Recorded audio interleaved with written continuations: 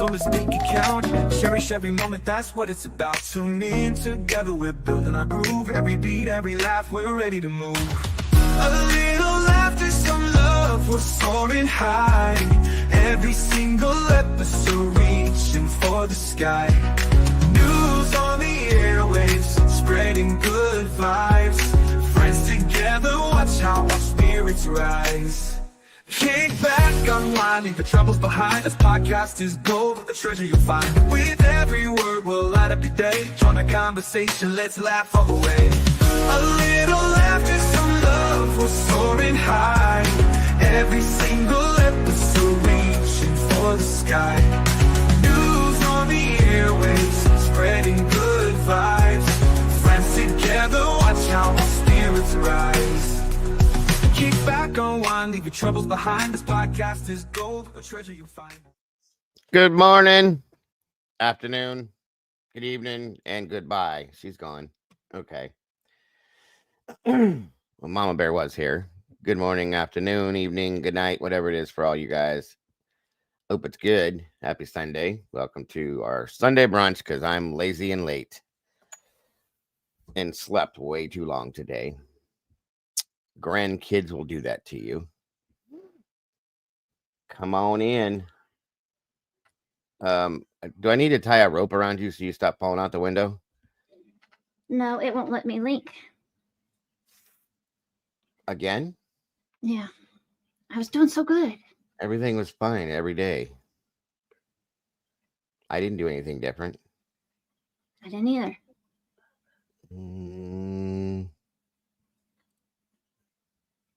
Let me check something.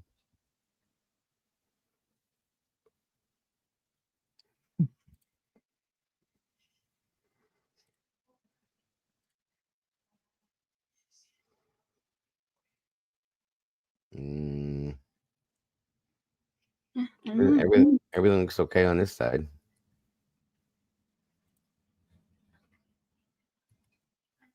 Very weird. Does it have that? You have that stream to your audience thing, right? I said you have that string to your audience thing, right? I don't know. I mean, I finished. That blue box that says when you come in here. Oh, no, it didn't pop up. Oh, that's part of the problem. Let me try a different link for you. Okay. Or try the link again for you. Hold on.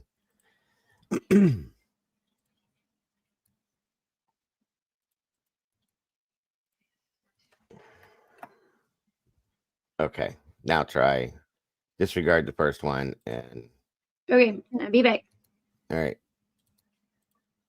right. Good morning, everybody. Happy Sunday to you. I hope you're having a great Sunday. Hope you had a great night. Would have been great to see you all last night. You can blame that on my lovely granddaughter because she wanted to watch movies with Papa and Nini, of course. So we all sat down and watched movies, and we all woke up around, well, she didn't, but I woke up at midnight. My wife woke up around 2. So yeah, it was interesting. I got through the first movie and I was good to go. And I'm like, okay, cool. I'm going to go set this up here, turn the second movie on, and I was out. I woke up at midnight. That's all I can remember. Get down. So never fails. Never fails. I'm going to try to do it tonight. I really was interested in that too. I wanted to do it last night.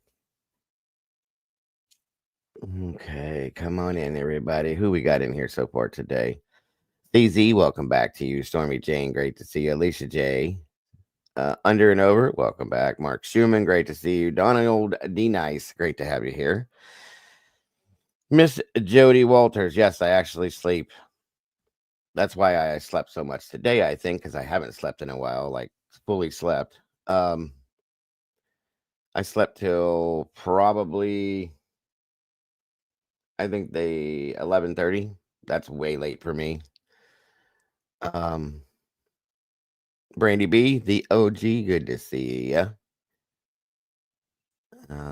Sunday the Doodles, good to see you. Elizabeth Wagner, welcome back to you. Miss Paula, always a pleasure. Great to see you today, dear. Let me see here. Show. Thank you, Stormy. Lisa Joe, yo. Trish Crow, good to see you as well. El Bariqua, welcome back. Rissa Roberts, great to see you. Excuse me. And guys, please make sure to hit the like button on your way in. Share it out. And once we get her right, hit the like button on Mama Bear's side. Miss Tandy, welcome back. Good to see you today. Yeah, I was Lisa Vallejo, welcome. I was like, why didn't you guys wake me up? Well, Brady was sleeping, so they couldn't wake me up last night. So it was just the three of us, and Caden was off in Neverland doing what he does with his video games and stuff. So he had no idea.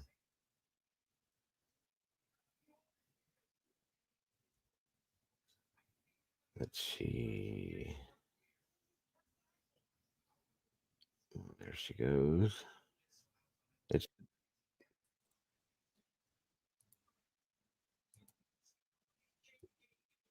Bear with us, guys. A little technical issue today. Yeah, well, we watched what did we watch last night? My God, my brain. We watched the Lion King or the live action. No, there was a live action, not Lion King. That was earlier today. She was watching it. The Little Mermaid thing, and then she wanted to watch a werewolf movie because she loves werewolf stuff. So I was trying to find one that wasn't super scary. So we watched that. That's the one I fell asleep on. The Teen Wolf. She loves that.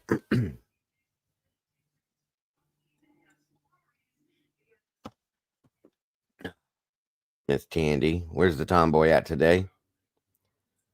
32 peeps in the house with 19 likes. You guys are rocking it. There she is. Now she's with us. Awesome. It worked. What did you do? It's stupid. I had to log out of StreamYard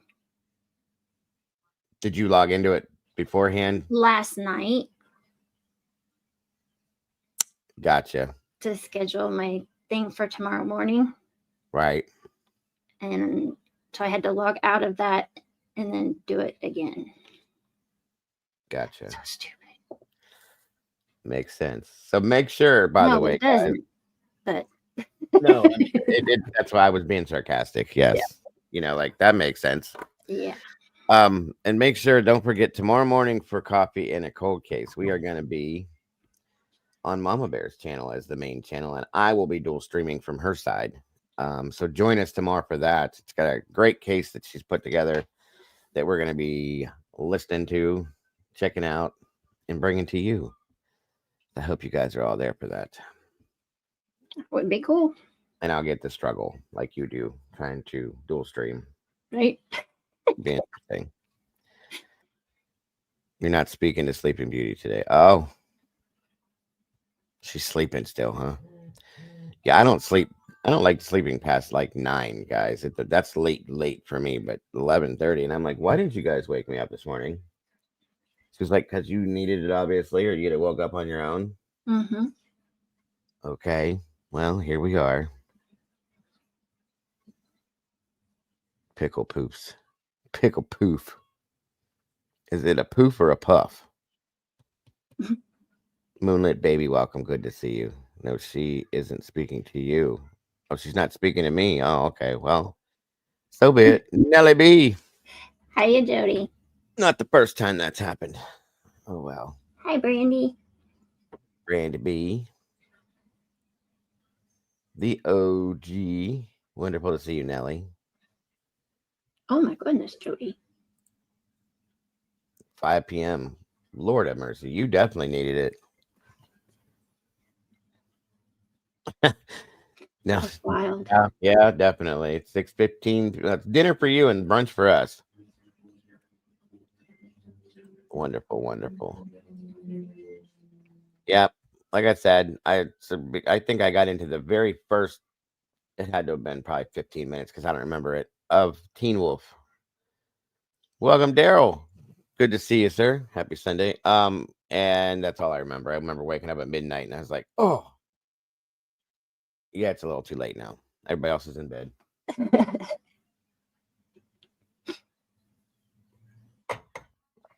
What am I to do? So she won't speak to me today. She doesn't even like that stuff, but that's why she's mad at me. She was in the Discord chat this morning, so I don't know. She's not speaking to me. That's what Miss Tandy said. So I had a friend move to New York, and I see her good many times. I love Sunday brunch in New York. So I'll bet. Yes. A little different than what you guys would have for brunch over there, but Cat and Jenks, welcome. Good to see you, brother. Yeah, well, the grandkids will do that. I can't sit still for too very long, or I am out. I don't sleep well, so that's why it happens.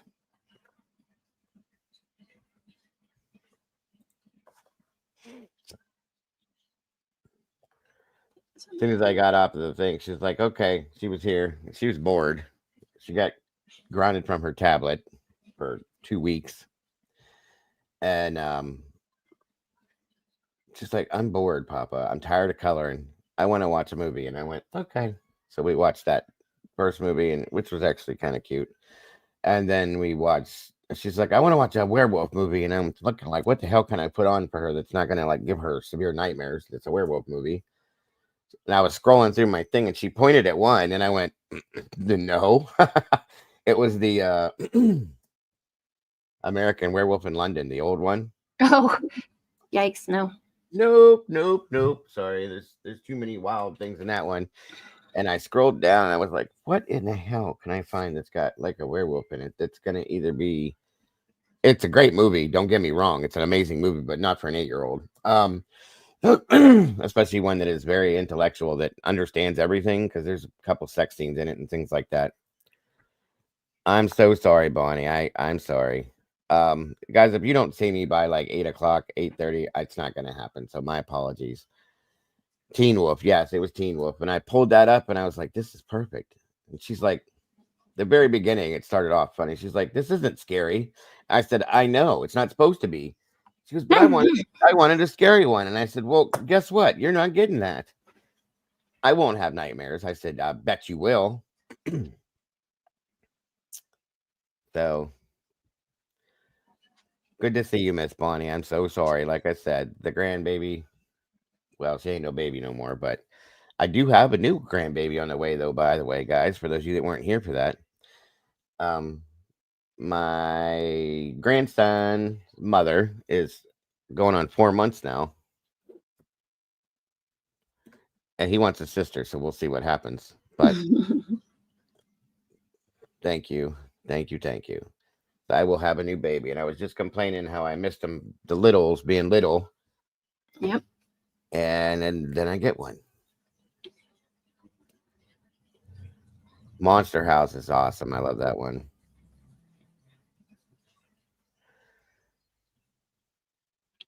It is, yeah. It's it's a little bit direct. Well, most of that stuff is directed towards adult humor anyway, or adult understanding. Thank you, CC. Yes. You remember the movie? Oh, The Howling. That was another one she was pointing at, and I'm like, nope. That's even worse than American Werewolf in London. No way in hell, because there's nothing but sex scenes throughout that one, and the morphing where they turn into the werewolf is nasty. It is so prolonged in that movie too. They show every aspect. It's really cool for back then, but nope. No, thank you. Nope. I just don't want to give her. She loves vampires too, Nellie. Vampires and werewolves are her thing right now. She's going through. The Lost Boys is probably my favorite. The original one. The other ones were goofy, so I couldn't follow those. The tiny babies. Yes, that's 100% what I've been lacking and needing, and I'm about to have it again. The smell. When you smell the baby's head when you're holding them. Oh my God, I can't wait for that. Uh-oh.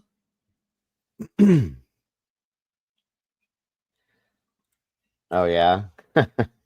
Yes, she's going through her phase where she likes the scary stuff, which it's a thing in our family. We're all big horror fans, especially me and Kaden and my wife.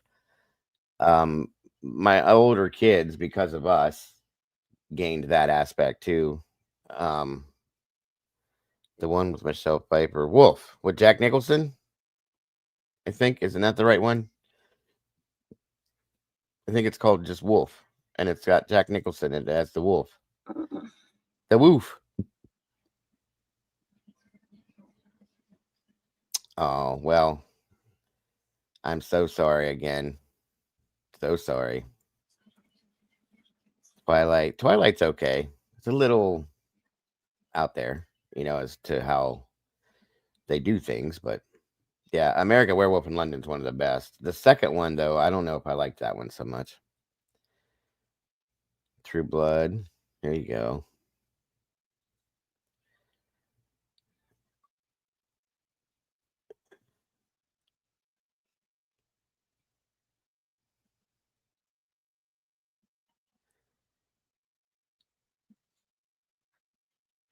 Oh, I thought you weren't talking to me. Oh, there it is. Okay, so make plans around day goes live. He sleeps right through it. Shake my head. He's like, I don't know what to tell you. I can't control my sleep patterns anymore. It's bad. It's bad. I said I was sorry. It's the best I can do. I tried. I had plans. Thank God I didn't set it though, because I'd have been really screwed. Mm-hmm. Fright Night. That's the original one, not the other one. The newer one, I don't care. I hate when they redo movies. They ruin them, I think. Yeah, I do too.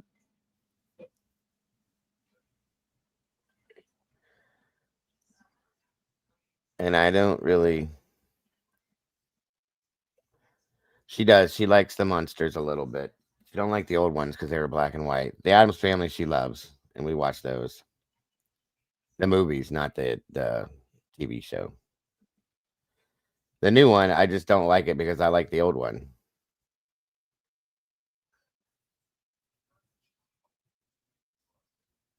Dark Shadows was the shit. The movie and the old series I liked. Good morning, Miss Molly. Hello, Molly. That's awesome, Nelly. Good. We'll be doing that again soon. Twilight Zones, of course. Those are amazing. Rod Serling. Excuse me. Netflix. King Wolf. I didn't even know that existed. Oh, it's animated. Okay. We'll have to check that out maybe.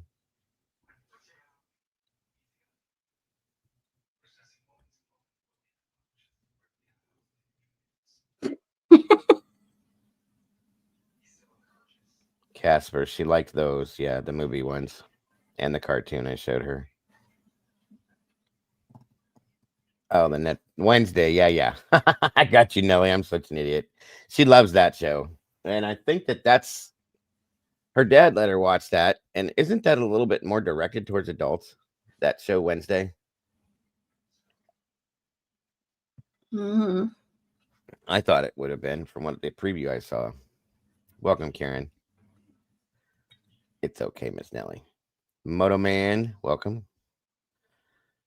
God damn it! Who ate my ketchup chips? Oh. Ew. I don't like those either. But chips are chips. I'd be mad if somebody ate my chips too. Welcome, Moto Man.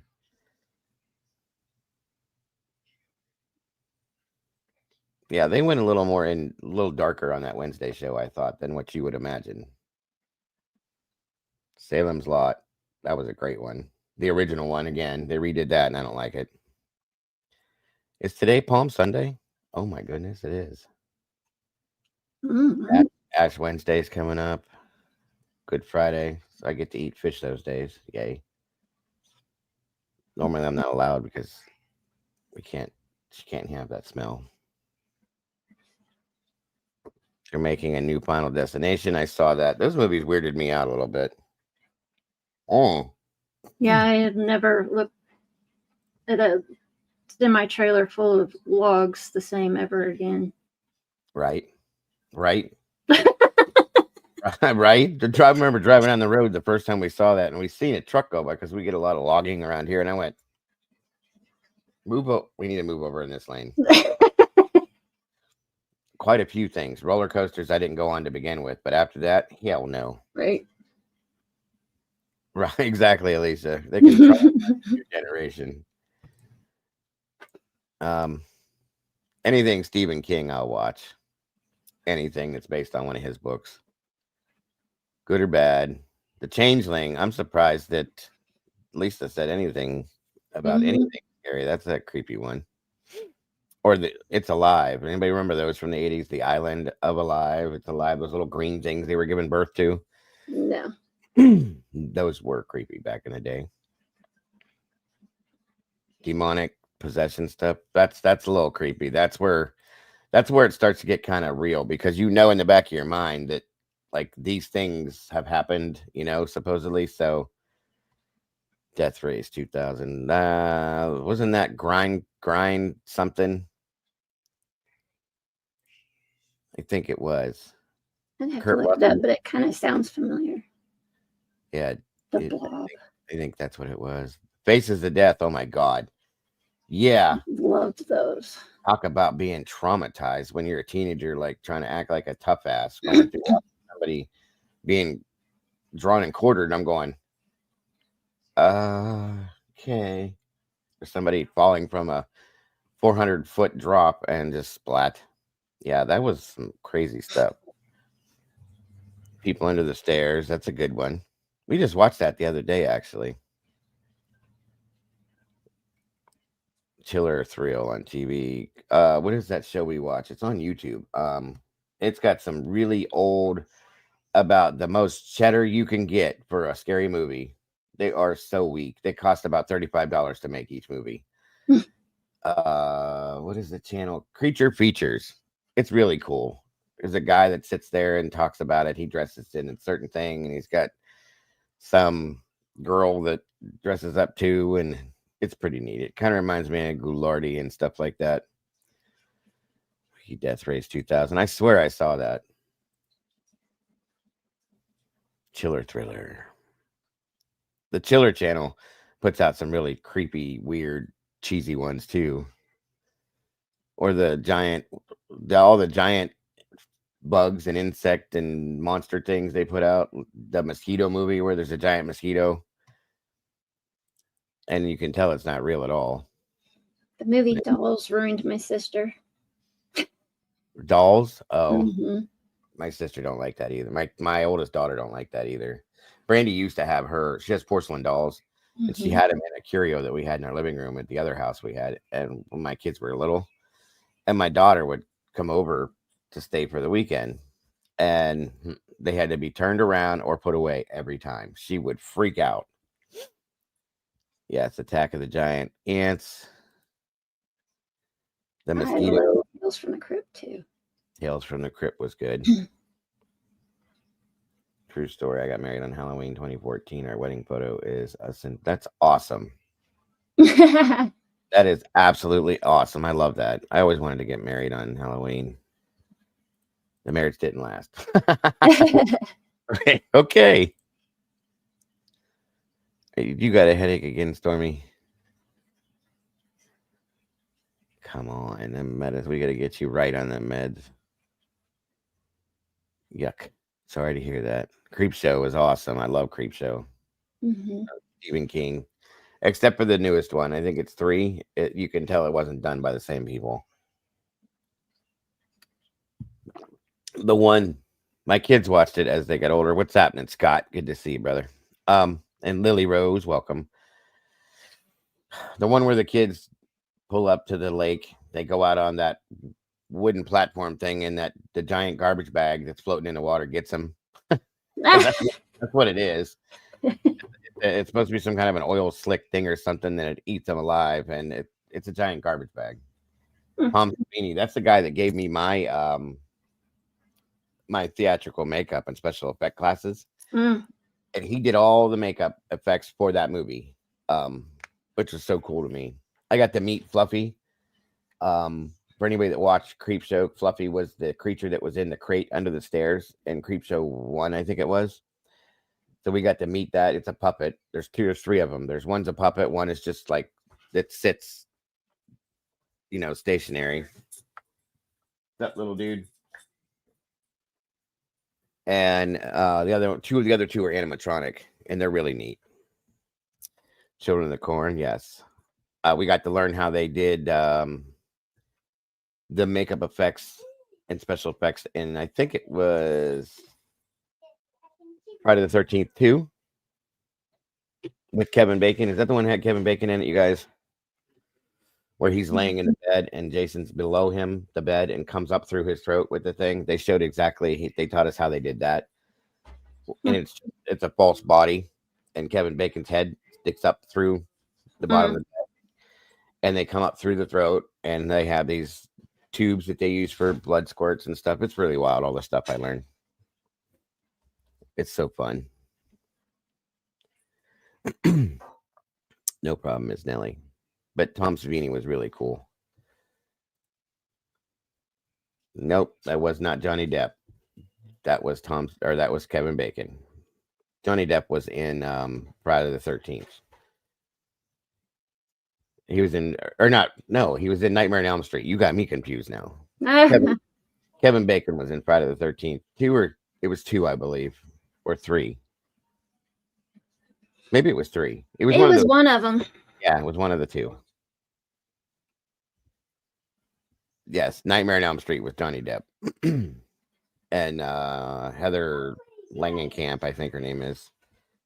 The waterbed scene, yeah. And that blonde woman that gets thrown all over the ceiling and all. But he wasn't in that scene. That other dude was, I can't think of his name.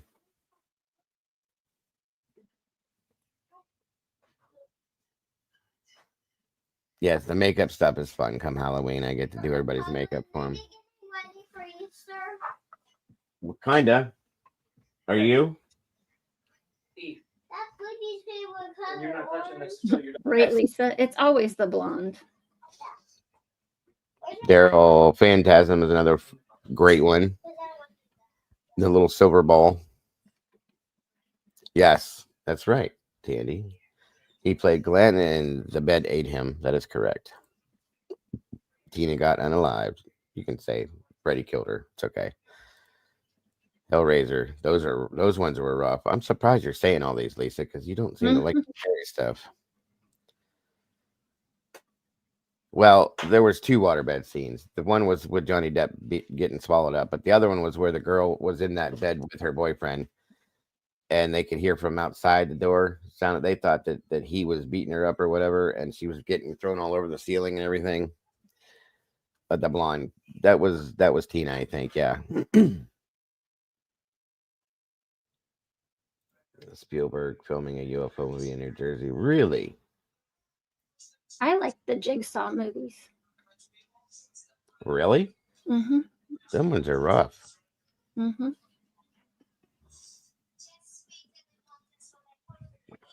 Mama Bear's kind of dark, y'all.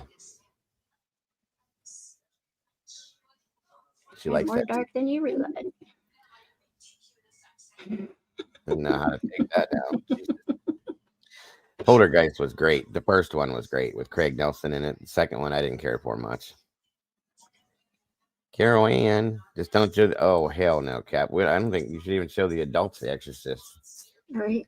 Remember the first time I watched that, I got scared doo-doo-less. Poltergeist is creepy.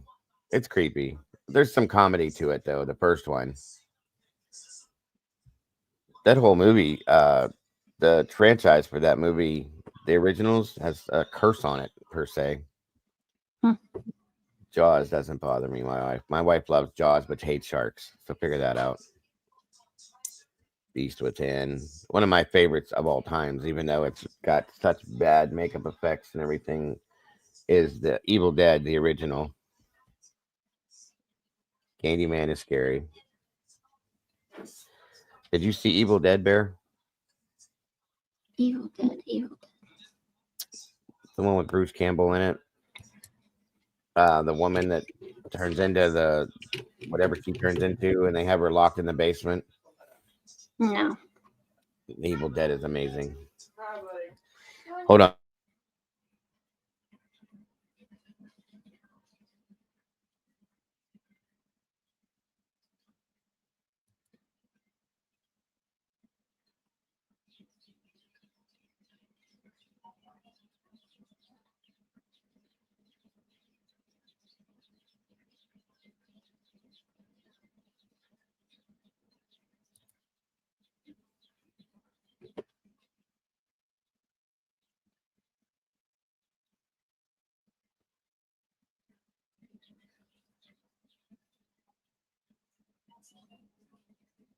Okay, the people are arriving. My apologies. All right, so let me see what we have here. Rosemary's Baby was. Huh? Rosemary's Baby was. That was out there. That was Yeah. out Out there's a good word for it. definitely out there. There was a sequel to that, and I can't remember the name of it. It didn't say anything about Rosemary, but I can't.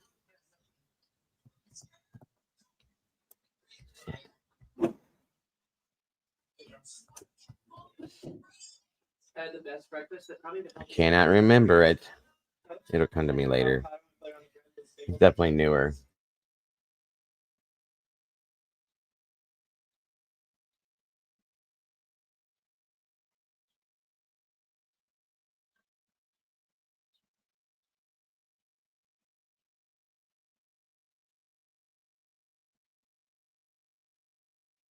I feel like some of these current cases, especially, yeah, that's a good statement there. Rosemary's Second Baby. No, that wasn't it. That would have been a good name for it.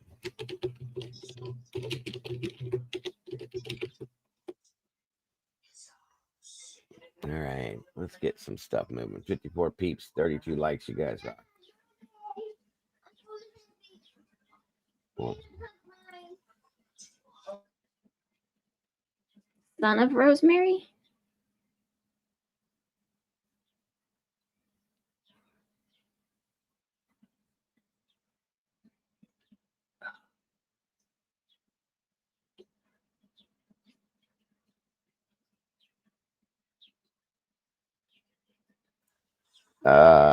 No. I guess I'm gonna look. It wasn't Son of Rosemary? I don't think so. Oh, I was saying no to Tomboy. I'm looking what she's talking about. Hold on.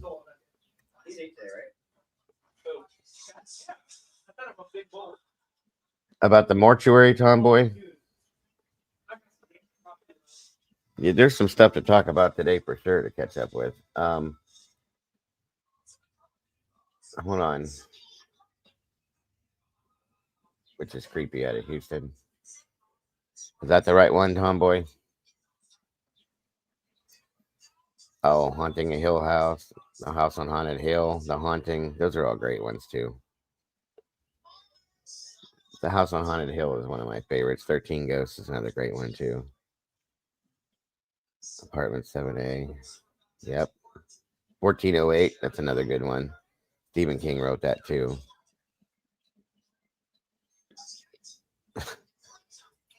My wife liked the Hill House one. Amityville is awesome.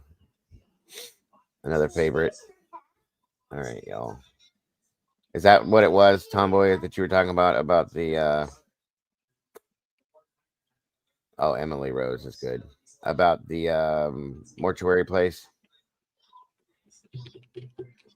Or did you post it somewhere else? Yummy yuck over here. Do do do do do do do boo boo. Bum bum ba dum bum bum ba dum bum.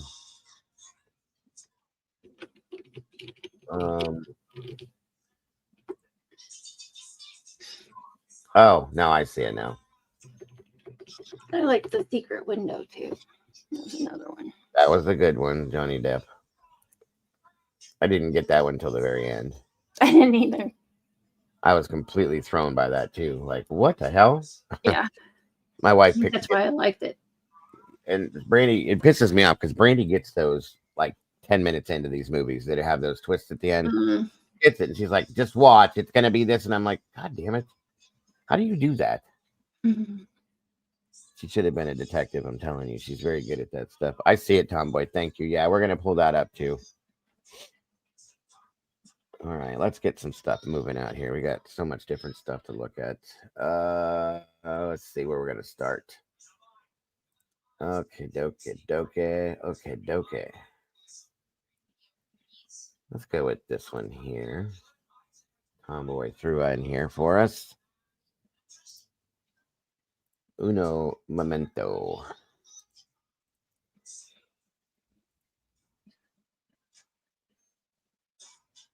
We'll get through the damn commercials. All of them.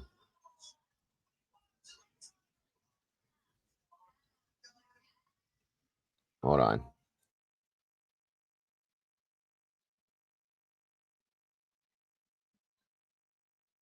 Antioch woman reported missing in February, found dead, police say. Is this going to work for me? It's a record-breaking year. The final numbers are still coming in, but we fundraised over $300,000. Awesome. And these events are so important for Pod Look Chicago. at the babies on the screen. I know. This, of course, is dog-friendly. We had over 700 guests, and all of our guests are invited to bring their dogs, so that's always a ton of fun. But this fundraising event is so important because we've received no public funding. We rely completely on the support of the community, so this helps us to continue to help homeless and at-risk pets around the city. So maybe not. I'll just read it to you guys. 37-year-old woman was reported missing in Chicago's north suburbs, been found dead, authorities said. Megan Boz of Antioch was reported missing last month and was last heard from in February, according to local officials. In a statement to Fox 32 on Saturday, Antioch Police Chief Jeffrey Gutschau said, "At this time, our department's working in a support capacity with the Waukegan Police Department as they continue their ongoing investigation. We are deeply saddened by the tragic loss experienced by the Boss family, and our thoughts and prayers are with them during this incredibly difficult time. What we don't know is that the circumstances surrounding Boss's death are unclear still. Police have said that when or where the body was found, have not said when and where the body was, where or when the body was found, I'm sorry, how Boz died, or whether anyone has been arrested. It's a developing story, and it will bring more updates as they become available, and I will look for updates on that for you guys as well." Okay, one moment here.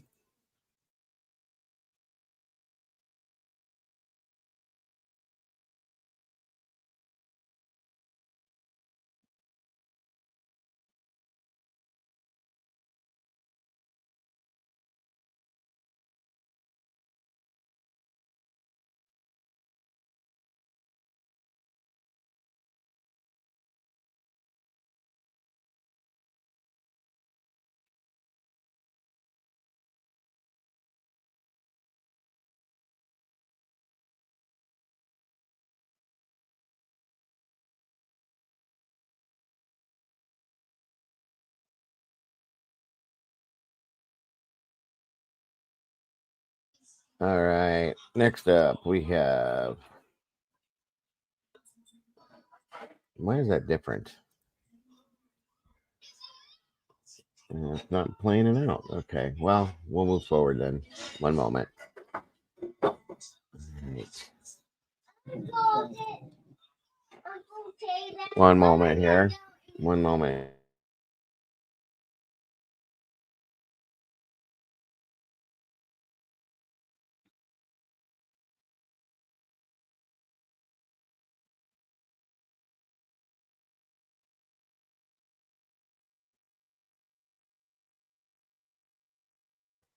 All right, here we go.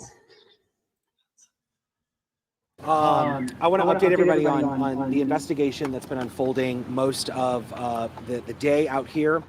Around 7:30 this morning, the St. Louis Metropolitan Police Department SWAT team executed a search warrant here at a home on Dewey near Delore. That search warrant was a success, and we were able to secure the residence along with the property. That is when our federal law enforcement partners started to assist SLMPD execute that search warrant, and that is the equipment and the search that you see behind me. The FBI is helping us in that process. This is related to a missing person investigation. This was an investigation that started several years ago, and we have not stopped since, and that is what led us out here today. We have to develop some new information that led officers and detectives to get enough information to execute a search warrant here at the home. I can tell you that as of right now, suspected narcotics have been found inside the home. That is the only thing that our detectives have been able to locate so far. 2 people have been detained, a male, a 43-year-old, and a female. She is 39. She was taken into custody because of an outstanding warrant. It's my understanding it was for a domestic. At this point, I want to dispel some rumors that have been circulating on social media, and that is things from a mass grave to babies. It is deplorable that people would spread that type of misinformation in our community, cause panic and fear to spread without getting it verified information and posting it and redistributing it. So I thank each of you for being responsible and helping get the truth and the facts out about what happened. Again, just to reiterate, as of right now, no human remains have been located. The only thing that we have found is suspected narcotics, and we have detained 2 people relative to that. At this point, I will open it up to some questions. What can you tell us about the missing person report that this is related to? I can tell you that it is not a recent missing person. This is a missing person case that has been investigated for several years, and that is what led us out here today. How many years? We're not going to get into specifically who. I can tell you that it is several years old. Are you looking for a body? I assume that's what's going on here. I will let the equipment speak for itself. You guys have been out here mid since 7 o'clock this morning digging. I mean, neighbors are saying they heard that there are 2 holes and there's a third underway. Can you give us more details about the digging aspect? Sure. I think the digging process started late morning, early afternoon. The FBI is helping us. They are very. When did this guy get hired in here? Because he looks like he's 13. Seriously. I'm just saying. I can't help to think that, but so they're looking for a body, obviously, or more. Meticulous in that process, and there's a very careful system and process that has to be followed when doing this type of search, especially when you're turning the dirt and you're using this type of equipment. So the FBI is doing that. That started late morning, early afternoon. Most of the search warrant throughout the morning was centered in the house, which is where we found the suspected narcotics. You all believe bodies are in that backyard? We've developed information to believe that this could be related to a missing person investigation. So one potential missing person. Yes. Okay. Let's not spread rumors or take rumors from social media. When you say detained, were 2 people arrested? 2 people were detained immediately after finding the suspected narcotics and to do the search warrant, and then 1 person is now going to be considered under arrest in custody related to the outstanding warrant. Is one of the persons in custody the homeowner or the homeowner's roommates? I don't have that information. So just to clarify, the 39-year-old female is one you said had outstanding warrants. Is she the one that's been arrested? She's the one that has outstanding warrants, is in custody. So then what about the male? He's being detained right now. Is that for the suspected narcotics and she was just detained for the outstanding warrants? Just being detained right now. We're still trying to sort through all the details. Did both these people live in that house? I don't have that information. Were there any recent arrests at this property before this search warrant was executed? It's my understanding that this home has been the topic by neighbors for some time, and anything related to what they share with us or anything that our officers have been called to prior to today will all be part of our ongoing investigation. How long do you expect the digging process to take place? That's the million-dollar question. We don't know. We're not going to stop. I think that the fact that we're out here for a missing person case that stems from 2020 sends a clear message to our community that we don't forget about anyone that's missing or victims. And we're going to not stop here until we know that we have exhausted every clue or development that was brought to our attention. Just you to tell us clarify, that yard, I presume, is part of the property connected to the house. So it started with the SWAT search for suspected narcotics and then turned into, based on what you developed more, did it start with the missing person and then narcotics were found? It started with the missing person investigation. That's what led us here today. During the search warrant, that's where we found the suspected narcotics. Can you tell us if the missing person is an adult or a child? Is an adult. Thank 20s, you for the 30s? clarity. I'm not sure the exact age. I just know it's a missing adult. Thank you for the Can you say clarification. if it's a man or a woman? And that person has been missing since? Several years. We're not going to get into the specific year. Remember, You did The- say 2020. 2020. Yeah. Then I'll leave it to 2020. But keep in mind, guys, that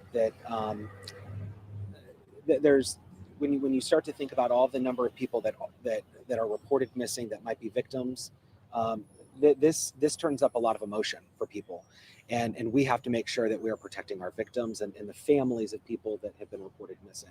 So that's why we don't want to get into the specifics necessarily of the particular case, because this can cause a lot of fear when we don't know if this is even going to turn out to be anything worthwhile. This may be just a tip that we said, you know what, we had enough information. There were enough things that started adding up that we wanted to look a little further into this, which led us to the search warrant, the approved search warrant.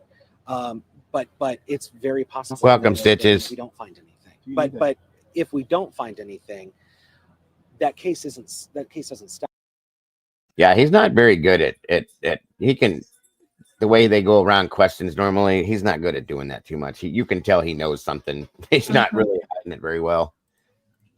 You know, we're going to keep looking, and I want to reassure all of the families that have missing loved ones of that. We are not going to stop, and I think this sends that very clear message today. With that in mind, have you been in contact with the family of the missing person? We're not going to get into any of those details. Do you need the help of the public in any way? I think that would be fair. I think that, you know, I mean, I say it time and time again. I mean, you guys have heard it, me talk about it during the Colin Brown investigation. You've heard me talk about it after our officer was injured in the line of duty, Nate Spees. From silver alerts to shooting investigations, our community helps us so much when it comes to solving crime. We know that we can't do that alone. So if there's anybody that has any information about this home here at Dewey and Delore, where we are centered today, please come forward. You can call Crime Stoppers. You can call District 1 detectives or District 3 detectives. It's a joint investigation, or Crime Stoppers. We know that there is certainly people out there that might have information or that tip that may help us solve this entire thing. That piece of equipment, what's it technically called? You know? I'm a PIO, not a machinist, so Okay. or I don't work at Home Depot. I want to ask you this, having said what you just said, I mean, have you learned any details about the people who live there? I mean, neighbors were saying it was a man and two roommates, male and a female roommates. What can you tell us about the people who live at that house? The people that live at that house are familiar with the detectives assigned to this investigation. I'll just leave it at that. And you're not saying whether the two people detained lived at the house, right? I don't know if they live at You the don't house. know. But the two people who do live at that house, or the people that live at that house, are familiar with our detectives and this investigation. Okay, you've asked the same question 10 different ways. Let's move on. If there are any updates, or if there are any significant updates related to this search warrant, we will share that notification on X, and then we will provide another briefing depending on how this all develops through the next several hours. Work for everyone? All right, thank you, guys.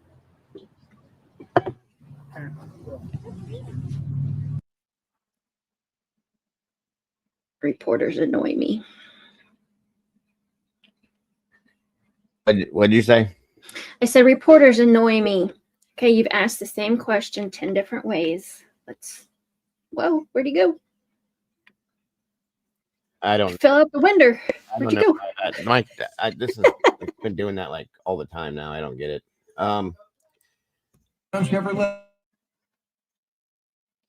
This is the other side to that. Hold on, sorry.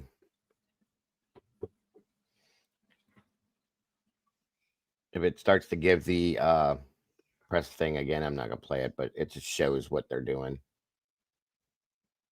Joining us here at the First Alert 4 Digital News Desk, I'm Cameron Bob, joining you live for this live stream. 1:13 is the time. We want to follow up on some developing news happening in South St. Louis, a situation that we've been keeping an eye on for last few hours or so. And in fact, we did bring you an update during First Alert 4 at noon, but we're continuing to get a few more new details, new developments as we now have crews on the scene in South St. Louis. Let's take you right out to the scene live right now. Again, this is South City. This is Dewey Avenue near Delores Street. You can see FBI crews digging in a backyard of a home here. Again, this is a live picture from our First Alert 4 crew on scene. A large police presence in South City. They've been on scene for several hours now. Again, Dewey Avenue near Delores. This is just off Grand, if you're familiar with this area, just off Grand. Near Mary's Catholic High School, St. Mary's Catholic High School, in the Dutchtown neighborhood. We know St. Louis police executed a search warrant on this home earlier this morning. They did find suspected narcotics inside, but so far that is the only confirmed information we've been able to get from police, is that they found suspected drugs inside the home. But as you can see, SLMPD and FBI crews in the backyard of the home still going in and out of the house, but a big portion of their investigation is now focused on the backyard of this home. Again, on Dewey Avenue near Delores. St. Louis police executing that search warrant, finding suspected drugs inside the home. So with the FBI being involved in the fact that they're digging like this, there's obvious, I'm guessing they have some form of evidence that there's somebody buried there. Yeah. I would guess. You know what I mean? I mean, this is all they're doing is digging. I'm not going to keep this going for that, but you guys already know the specifics on that. So onward. Miss Jenna, welcome. Good to see you today. Thank you guys for joining us. Cockney, good to have you here. Onward and upward. Let's see here. Next up. Let's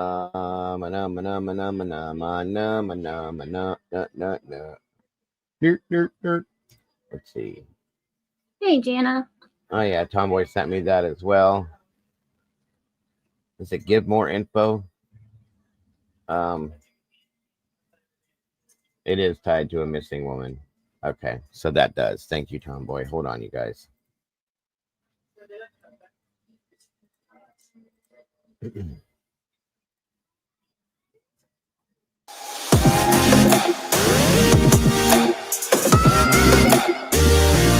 St. Louis Police and the FBI spending hours in the South City neighborhood. We are now learning this investigation has led to 2 people being detained and is connected to a missing person case from years ago. This investigation is taking place in the yard of a home at the corner of Dewey and Delores. This is near Interstate 55 in Bates. Our Shoshana Stahl is live at this scene with the latest from police. Shoshana? Yeah, Corey, that's right. SWAT teams came out here around 7:30 this morning to execute that search warrant. After that, that's when the digging started here. And let me give you a look at what you can see in this backyard right here. We've seen crews out here for most of the day digging in different parts of the backyard, something that police say they'll be doing throughout a lot of the evening here. Neighbors we spoke to say this house here on the corner was notorious in the community, but it still shocked residents to come out of their homes this morning and see this. At first, it was to where, it was a house. At first, it was just a house. Now they've escalated it down to 2-3 houses. That's crazy. They keep going down. That puts a little fear into me. We heard from police a little over an hour ago saying that this started with tips about a missing person investigation from 2020. Those tips led them to this home here. While here searching inside of the home, they found suspected narcotics. Then those detectives detained a 39-year-old female who had outstanding warrants and a 43-year-old man. But they said that the only thing they found so far here are suspected narcotics. They have been digging in the backyard with FBI and with St. Louis police. So far, the only thing they have found are suspected narcotics. They have not found any human remains. Search warrant was a success, and we were able to secure the residence along with the property. As of right now, suspected narcotics have been found inside the home. That is the only thing that our detectives have been able to locate so far. We know police have said they will continue to be out here throughout the evening. They will continue searching, but they also want to make clear they want to dispel any rumors people may have seen while out here today or while on social media, making it clear that there has been no dead bodies that have been found in the backyard here, no children found in the backyard here. That's been a lot of the rumors that we've heard out here on the scene today. And police want to make it clear no human remains have been found. That's exactly my point, Nelly. They have some real evidence, or they wouldn't have done this. Right now at this home. This is an investigation we're going to continue to follow and give you updates on as we get them from police. Live in South City, Shoshana Stahl, First Alert 4. Shoshana, thank you. Did you catch a name? Or did I miss it? I didn't hear a name. I didn't either. I don't think it's Stacy Peterson. I think it's that name that Lisa was talking about, the Brianne Miller. Yeah, that's who it is. That's what I thought. Okay. Yep. Thank you, Tomboy. That's what I thought. Okay. Good stuff. All right. Next up. This is a wild one. Good old Texas. Leave it to Texas. They're always in the mix. Always. Texas and Florida, I swear to God. Seriously. Hang on.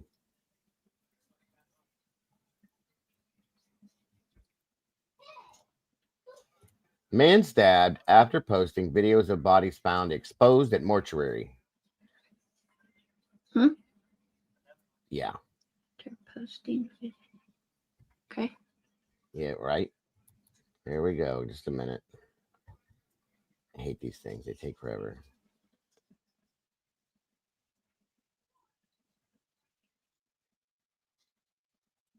Out in the open, loved ones horrified to find them at a mortuary without air conditioning, and it only gets worse from there. Saying goodbye to a family member is already difficult, but what some people went through today made a tough time downright traumatic. It all started when a man went to check on his mother's arrangements at Richardson's Mortuary just off of Alameda Road. This story is just crazy. ABC 13's Luke Jones is live there. And Luke, we got tipped off to this earlier today, and there have been many twists and turns since then.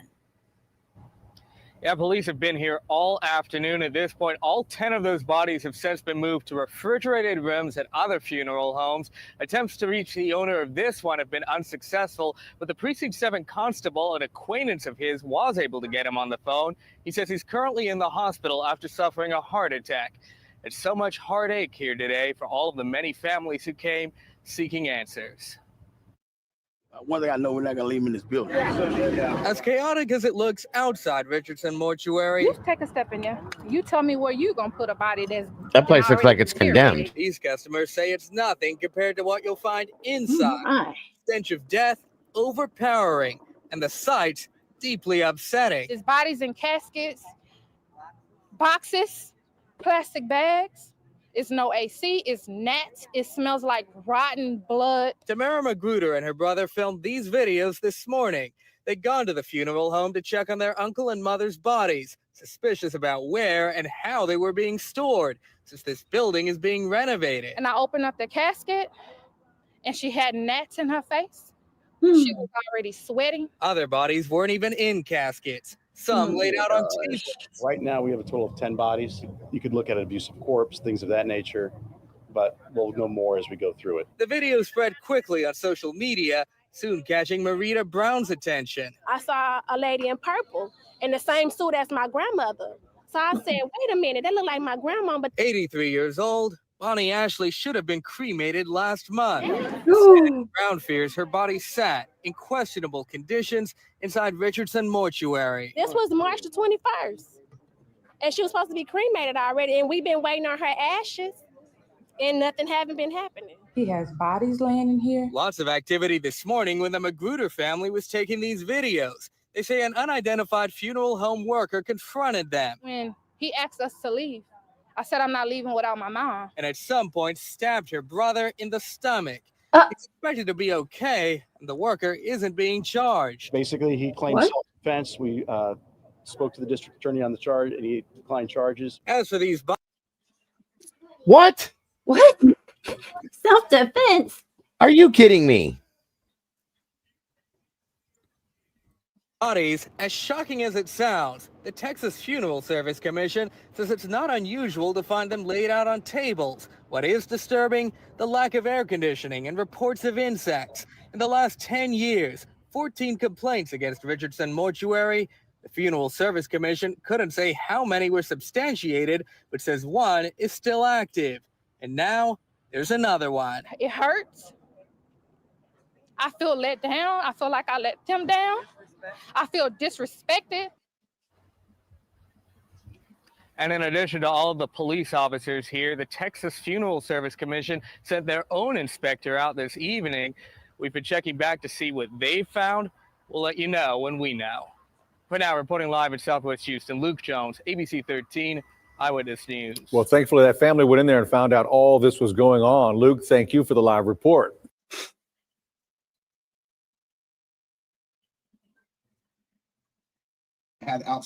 What is going on with the world today? Like, truly. How many of these funeral home situations have we seen, Mama Bear? 3, 4, 5. I don't know. I lost count. I mean, I never would have imagined, you know, especially somebody that's supposed to have been cremated a month later, they're not. And that's disgusting to find somebody wearing the clothes that you brought in for your loved one, or to open a casket and see gnats and stuff. She said, like, oh my God. Shame, shame, shame. Absolute shame. And then somebody comes in and stabs somebody in midst of the family freaking out, I'm sure, as I would. Right. And he doesn't get charged for it. It's self-defense.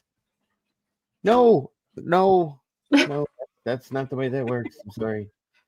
Texas, you guys got to get the shit down there together in Texas. Crazy stuff. Although Ohio ain't no better. And obviously we know Indiana's not. So I guess we're all kind of jacked up around the states nowadays. Yeah. All right, let's see. Moving on. Yeah, right. Karen. It's 2025, not 1835. They didn't wheel you in the back of a horse-drawn carriage. Yeah. Crazy stuff. All right, let's see what else we've got here. Let's catch up. Oh, yeah. So this Have one. a good day, Lisa Joe. Yes, now. Are you leaving? Thank you, Lisa, for joining us. Oh, okay. Gotcha. So this next story. First, I'm going to give you a trigger warning because Nancy's going to tell us the story. There's a trigger warning for that. But the next story, this is pretty sad and wild. So check it out. Not going to be very long. It's just pieces and parts. They clipped it, I guess. So bear with Nancy, if you will. I'm sorry, Bonnie. I'm sorry. I'm sorry. I already know. Joining us now is a special guest. It's Dave Horton, the landlord at the Gress home, now believed to be murder scene. Mr. Horton, thank you for being with us. Oh, no problem. Mr. Horton, on the outside, your place looks, perfect. Oh, thank you. Well manicured, painted, the works. But on the inside, it turns into a house of horrors for this little 16-year-old girl. Now, you just evicted Gress in the last hours. Explain to me what you discovered inside the murder scene. Oh, I couldn't believe it. The place we had the inside fixed up just as nice. I spent a lot of time and money over there. And it was just unbelievable. The damage that was in the kitchen and her bedroom, I had to evict them because there was rabbit feces everywhere in her room, all over the place. And we cleaned that up, yesterday. And we got into a corner there and opened up a box, and we seen a bunch of broken crystal meth pipes, a bunch of lighters, and the little bag of meth. We threw that in the bottom of the garbage. my It out, and the goodness. garbage man took that away yesterday.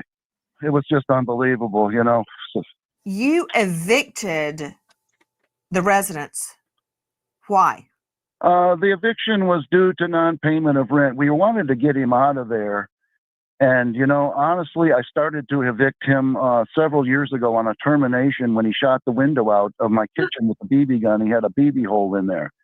And, you know, he ended up showing up at my house. And I don't know now if it was he was threatening me or if he was just trying to plead, like, you know, he would put on the nice guy face, you know, and oh, I'll do anything. Oh my God, I'm so sorry I did that. And I'll behave. It'll never happen again. Well, it happened again, you know. You know, Dave Horton, you just said something I find very, very probative, because many people, and myself included, wonder what attracted these women to this perv, because he could put on, as you said, the nice guy face. Yes, he could. And I think he did that with the police too. You know, they came out, oh, no need to go inside the apartment. That was the Friday before. When you went in the home to clean it out for the eviction, did you see any evidence that a teen girl had been held hostage there and murdered, only later to be dismembered? No, there was no evidence How does somebody live inside that? I mean, with all that, oh my God, do you realize what would happen to me if I went inside that house? They would have to take me out in a straitjacket. Yeah, I was going to say, you'd be in an insane asylum. There's no way. No way. There's no way to sit down. There's no. Nope. Oh, welcome back, Miss Tandy. whatsoever there, really. You know, the place was just a complete, just like a bomb went off in there. You know, you didn't know what happened. I understand.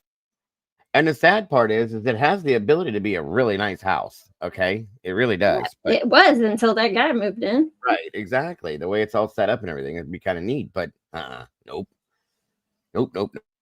Understand that the mother came by and the only thing she cared about was the parrot. Yes. Now, how I ended up renting to them was through a friend of. Yeah. What the hell was that? There must be a story with the parrot. I guess. He was like, oh, yeah. Sounds like Kool-Aid Man. And he had called me originally years ago and said, oh, you know, he knew Steve's mother. And apparently he kind of helps Steve's mother. He likes Steve's mom, and they hang out, whatever. And he had called me and he says, Dave, is the parrot still over there at the house? And I knew it was at the animal control. And I says, no, it's still there at the house. And she goes, it was a $3,000 parrot. I'm thinking, I've got about $6,000 in damages. We got a dead 16-year-old girl, and all you're worried about is the damn bird, the mother. So when the mother came out, Preach it, brother. Preach it. She's all upset about the bird, and the girl was tortured. So all that black stuff all over the walls, is that mold or is that due to the drugs? Who knows? Did they cook in there? You know what I mean? I don't know. That's weird. It looks like mildew or mold or something. Who knows? It's pretty messed up. That's for sure. See, Candy. I know. For days. I know. Well, lying there in a heap in the corner, naked, bruised. Did you know that according to witnesses, your resident, your tenant, would take pictures of the little girl like lying there all bruised and send them to people? And as he continued to send them to people, Mr. Horton, every time there would be more bruises and she would look worse and worse and worse, and nobody did a thing.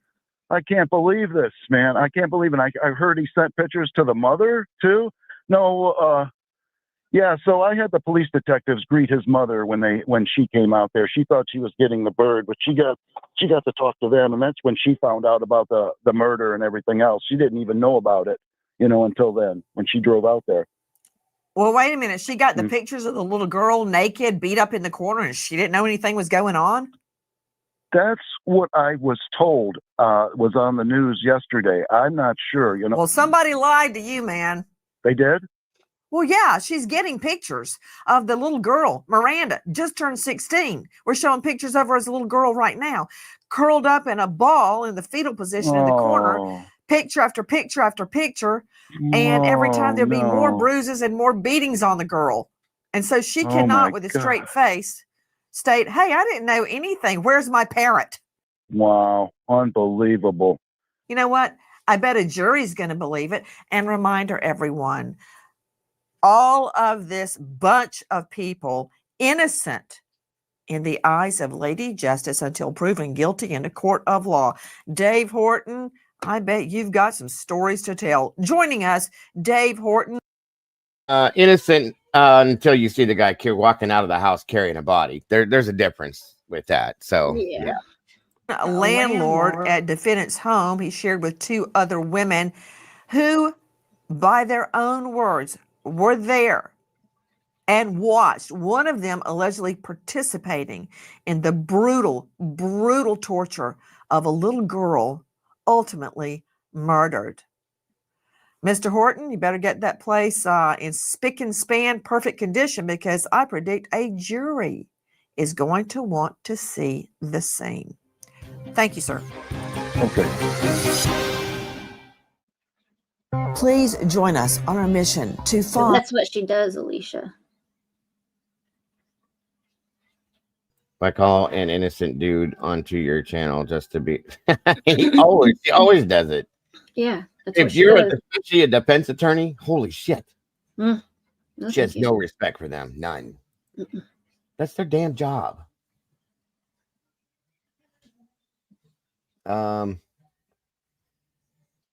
So not only did they have what they did to her in that it was a garbage dump in there. It's crazy. So let me see here. Next up. Well, this was sent over to us. Hold on a minute here. No. Hold on a minute. Oh, yep. All right, hold on here.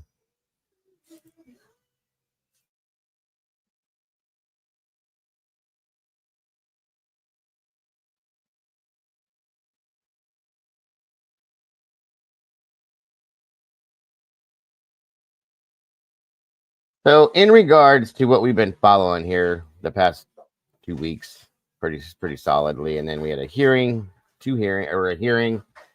on the Koberger's situation. This was sent over to me. I just got this morning, I think. At the end of the day, Hitler will rue the day that he first heard the name Cy Ray, twice the rue on Sundays. And as the timing advance records for Brian's 8458 phone, don't fool yourself into thinking that anything that Ann talks about not having as if it means she literally has been unable to obtain these things herself.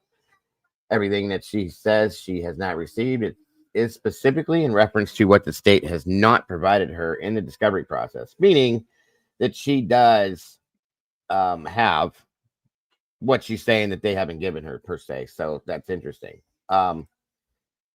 Now to back up a little bit more. Okay, so the objection to the state's motion in limine re AT&T timing advance records. We know all about this. Okay, we went through this, so on and so forth. Hold on a minute. This explains the Hemisphere project. Okay, which we brought this up very, very, very minute the other day. It's also known as Hemisphere. Is a mass surveillance program conducted by the U.S. telecommunications company via AT&T and funded by the White House. Now, I looked into this. This is a real deal thing. The Office of the National Drug Control Policy and Drug Enforcement Administration, which is the DEA, is a public-private partnership between the White House's Office of National Drug Control Policy, ONDCP, and AT&T. They work together in doing these things. One sec.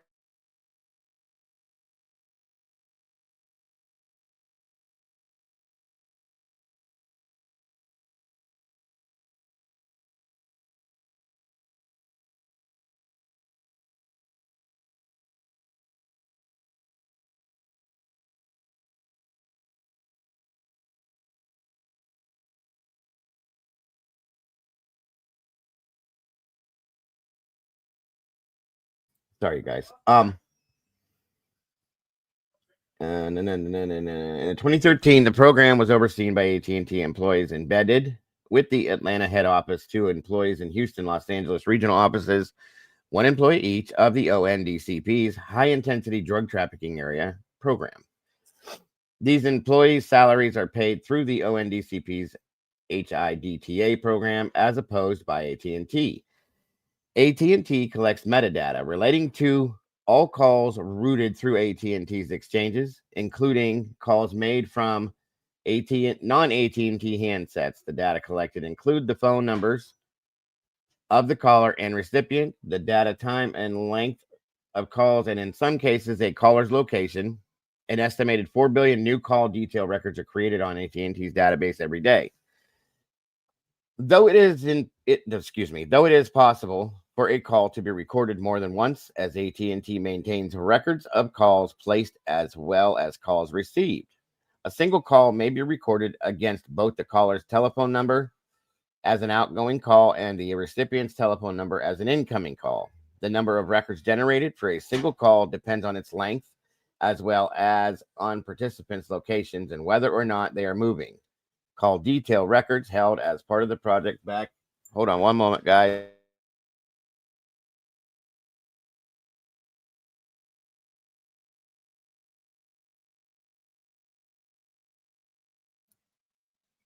Thank you, Nellie.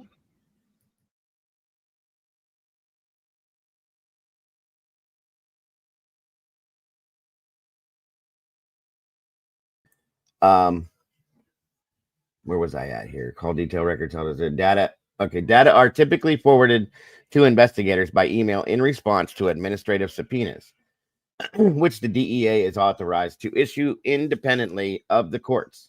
As the existence of the project is officially where'd it go? Damn it.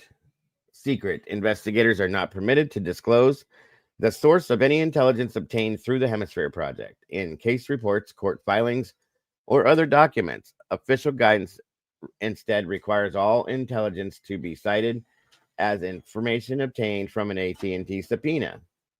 Requests for urgent information from the project database take as little as an hour to fulfill.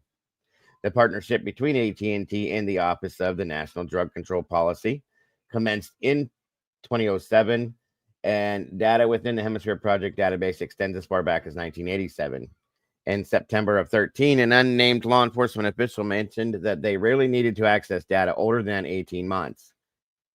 So, hold on here. There's quite a bit more that I could show you, but it all, you guys kind of get the idea, I think, with this thing. So, hold on here. I was going to say, if they wanted to go in depth, they could just go read it. Yep. So state and local never could obtain any timing advance data at all until May or June of 23. Only certain agencies could obtain these records. They did not come from the GLDC, which we knew. In this case, the FBI obtained timing advance records. Not a single one came from the GLDC. Mr. Gordon, this is the gentleman I've been telling you guys about, okay, was not affiliated with GLDC in December of 22. The FBI is one of the agencies that could obtain timing advance records in 22. MPD could not obtain them. This is why the SW was provided to the FBI for them to serve upon AT&T. Mr. Boyd Jackson is the person connected to these SW returns, not Mr. Gordon. The SW language was very specific. Balance told Mowry Payne Jennings to literally say the Hemisphere program. That is the language that Payne got from those much effing smarter than he. GLDC never provided the timing advance records to MPD, ISP, or anyone at all in the year of 22. Literally, that whole 7-day retention period literally does not effing matter. Not in reference to the Hemisphere program. In December of 22, AT&T's length of time that these records would have been kept for was 13 months. Excuse me. In reference to the Hemisphere program, these timing advance have been retained since the birth of them, considering that AT&T has retained things going back as far as 87. That is the year that 1987. For those that cannot do the math, since it is 2025, this means that 25 years plus an additional 13 years, in which means nearly the past 38 years, AT&T has been saving records on people. The FBI knows this. Payne knows this. Mowry knows this. Jennings knows this.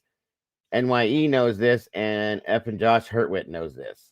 The literal verbiage in the SW is through the Hemisphere program. Even if it was not through the program, which is a DAS and formerly named Hemisphere, it still does not matter.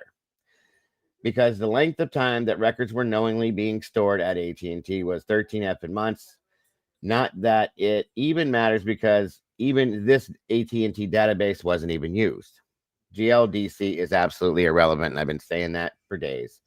GLDC would have never handled any timing advanced data at all until after May of 23. And that is because the third-party software, one second, everybody.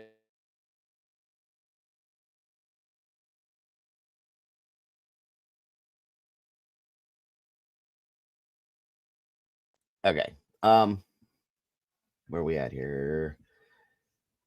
Because third-party software that is used to generate such information somehow made the data less expensive, thereby opening up state and local law enforcement agencies' ability to obtain the records without the assistance of the FBI. The 7-day window is beyond irrelevant, and I've been screaming that too. I don't know, understand, or even remotely get why Judge Hippler keeps going back to that when it comes to size statement. So let me move this over now.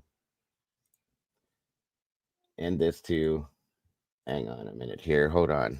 Get back to where we were with that. Sorry. I want to show you.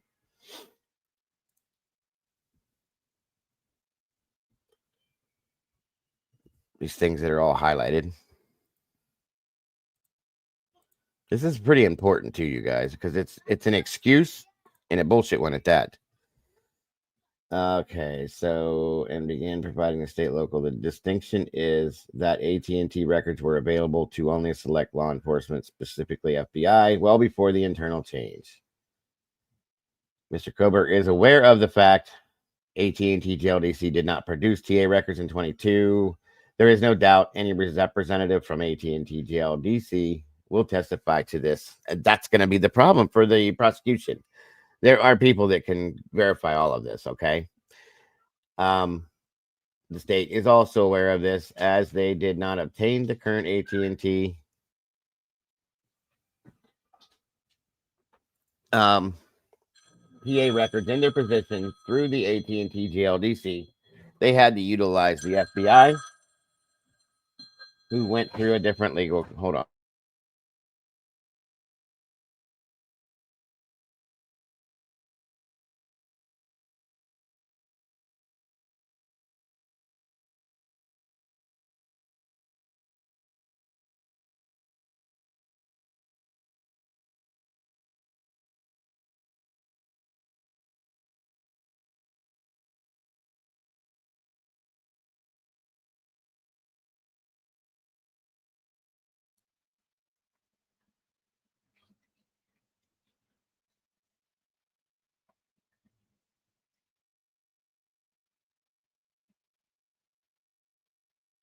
Hello, Miranda. Thanks for stopping by, hon. I think I have an echo again. All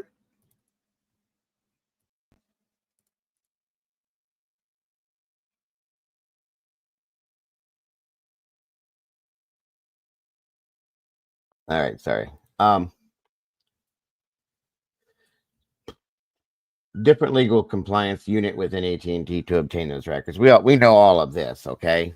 At the onset of this investigation, detectives with Moscow PD began obtaining call detail records as part of their investigation. In doing so, they heavily relied on assistance from Nick Balance, which in turn, guys, if you think back,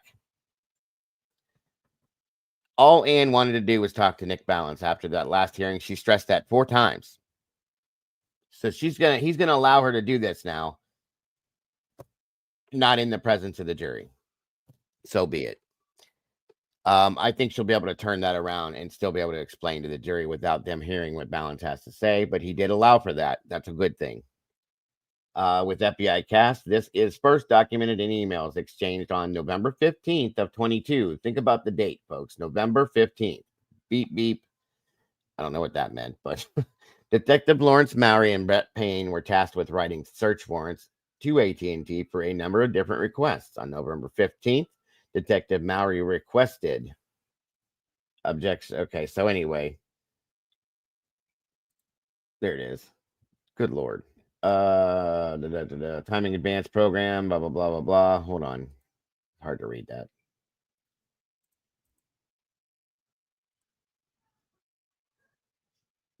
Just to know they exist, they were able to have. So anyway, the point behind all of this, guys, is that it's bullshit. It's absolute bullshit. The whole thing is bullshit. It's been an excuse. There's been multiple excuses made for this. The 7 days is an excuse. That's the only thing that Judge Hitler could bring back to this when they approach this. Well, what about the 7 days? He completely avoids the 7 days. The 7 days, 7 days, because it doesn't matter.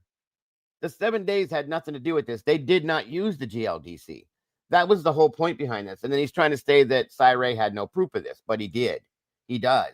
He shows it. He tells about it, and he will be able to show it. There's going to be another affidavit that comes from him. I will almost guarantee it. Okay. I will almost guarantee there's another affidavit that will speak to what he said. He was there on Zoom the day of the hearing, and they wouldn't allow for him to speak. I wonder why, everybody. You know what I'm saying? And this man has 30 plus years experience in law enforcement. He created, understand that, he created this whole program. He knows what this is all about. So for the man to step up and make up some bullshit, no way in hell is he going to put his reputation and his career on the line to do that. You know what I mean? No way. So this is going to be a problem for the state when this comes out and it's proven. It's going to be proven. And what are they going to say to this? How are they going to respond to this to be able to make it right? They can't, in my opinion. So it's a joke.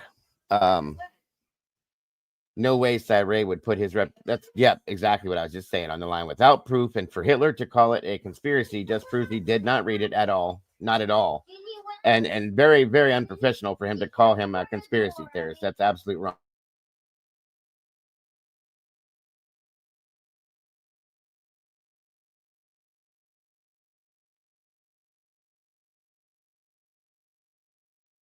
I agree, Cap. Let's see here. 7 days is way to cover his ass later. It's still not going to work though, Floosy.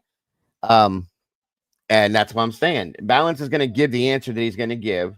It's not going to be what they want to hear, but they're not going to do it in front of the jury, so it's not going to matter to them. But I know that Ann will have a way to bring this to the jury to be able to explain it, and they'll understand. So if his affidavit was a conspiracy, does that mean there are the state's affidavits conspiracies as well? Good point. Balance has to answer or no, or Jennings is done. She should be. And as he said, that could disbar somebody. Don't lie then. Do your job the right way and you don't have to worry about that. And I don't know if you guys saw when he mentioned the word disbar. Did you see Jennings' face at the table there? She knows. She knows. I bet Cy was so angry being called a conspiracy theorist. Then that's a good thing he will be bent. Yes, amen to that one too, Nelly. I do agree with that. This has all been a joke, you guys, and it's absolute factual information that we just talked about and read here. But 7 days is only relevant if the state can prove they went through GLDC. Even the GLDC that's not even right for 7 days there, Tomboy. We looked it up. It was 7 years. If they used GLDC, it was 7 years. And I showed that. Where does the 7 days come from? I have no idea. Okay. And I don't even care because it's irrelevant at this point. Cy is very non-biased, isn't he? Here's the thing, you guys. Cy never, ever, ever in his career has he ever worked for the defense until this time. He's always worked with the prosecution. So absolutely non-biased. Okay. He was given information to look into. He found where the problem was, and now he has a huge problem, stating that he does believe that the misinformation that was presented to the courts purposely, the exculpatory evidence that was being purposely omitted, is exculpatory to Brian, and they're covering up, in his own words, a much, much bigger problem. Well, and something along the lines with what Cap said. He said, imagine how confused the jury I know. to be. 100%. I mean, 100%. So there is that, you guys. it's a big deal, and we're going to be getting back into that soon too. There's a lot more questions coming up. There's a lot more documents that have been released as well. There'll probably be more Tuesday, so be prepared for that. Let's see. Okay. Moving on. Hold on.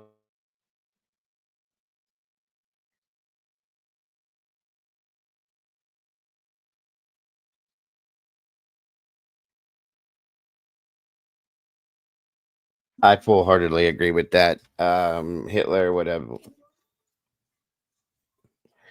damn right, Hitler would have let him Zoom if it was for the state. 100% he would have. That's the way it comes off to me. That's what I'm seeing. Are you still here, Mama Bear? Yeah. Can you hear me? Maybe Hello? not. Also. Hello? Hold on.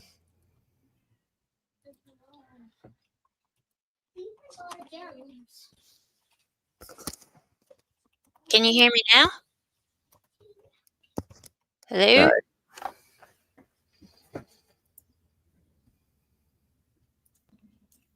Hello? Can you hear me now?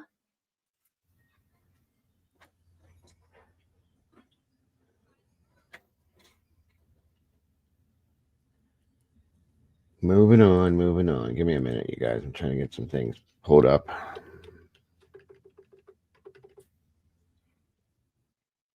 So you guys can hear me, but he can't? Oh, yeah. I wanted to show you this, too. How many people are familiar with music? Anybody? Nobody? Everybody?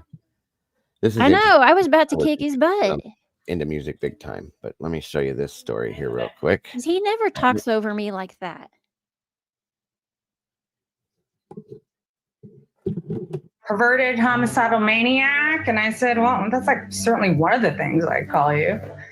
And he was just like, whatever, you're a hoe. What's the matter? You can't hear me, but they can. Now I can. I couldn't before. Yeah, because I kept trying to talk and you kept talking over me. And I'm like, what in the world is going on? I hear you now. I didn't hear you before. That was weird. That was really weird. And everybody in the chat's like, I hear you, but I don't think he can. And I'm like, what the heck? What were you saying? I'm sorry. I was just going to say, Kat made the comment about how confused the jury's going to be. I was like, if we're this confused, I mean, the jury's going to be lost because they're not going to be able to research or dig into it or understand it. Right. It's a mess. It really is. And I think that's part of what they wanted to happen. Do you know what I'm saying? At least the one side, it's to throw off the defense, to throw off the jury. Yeah.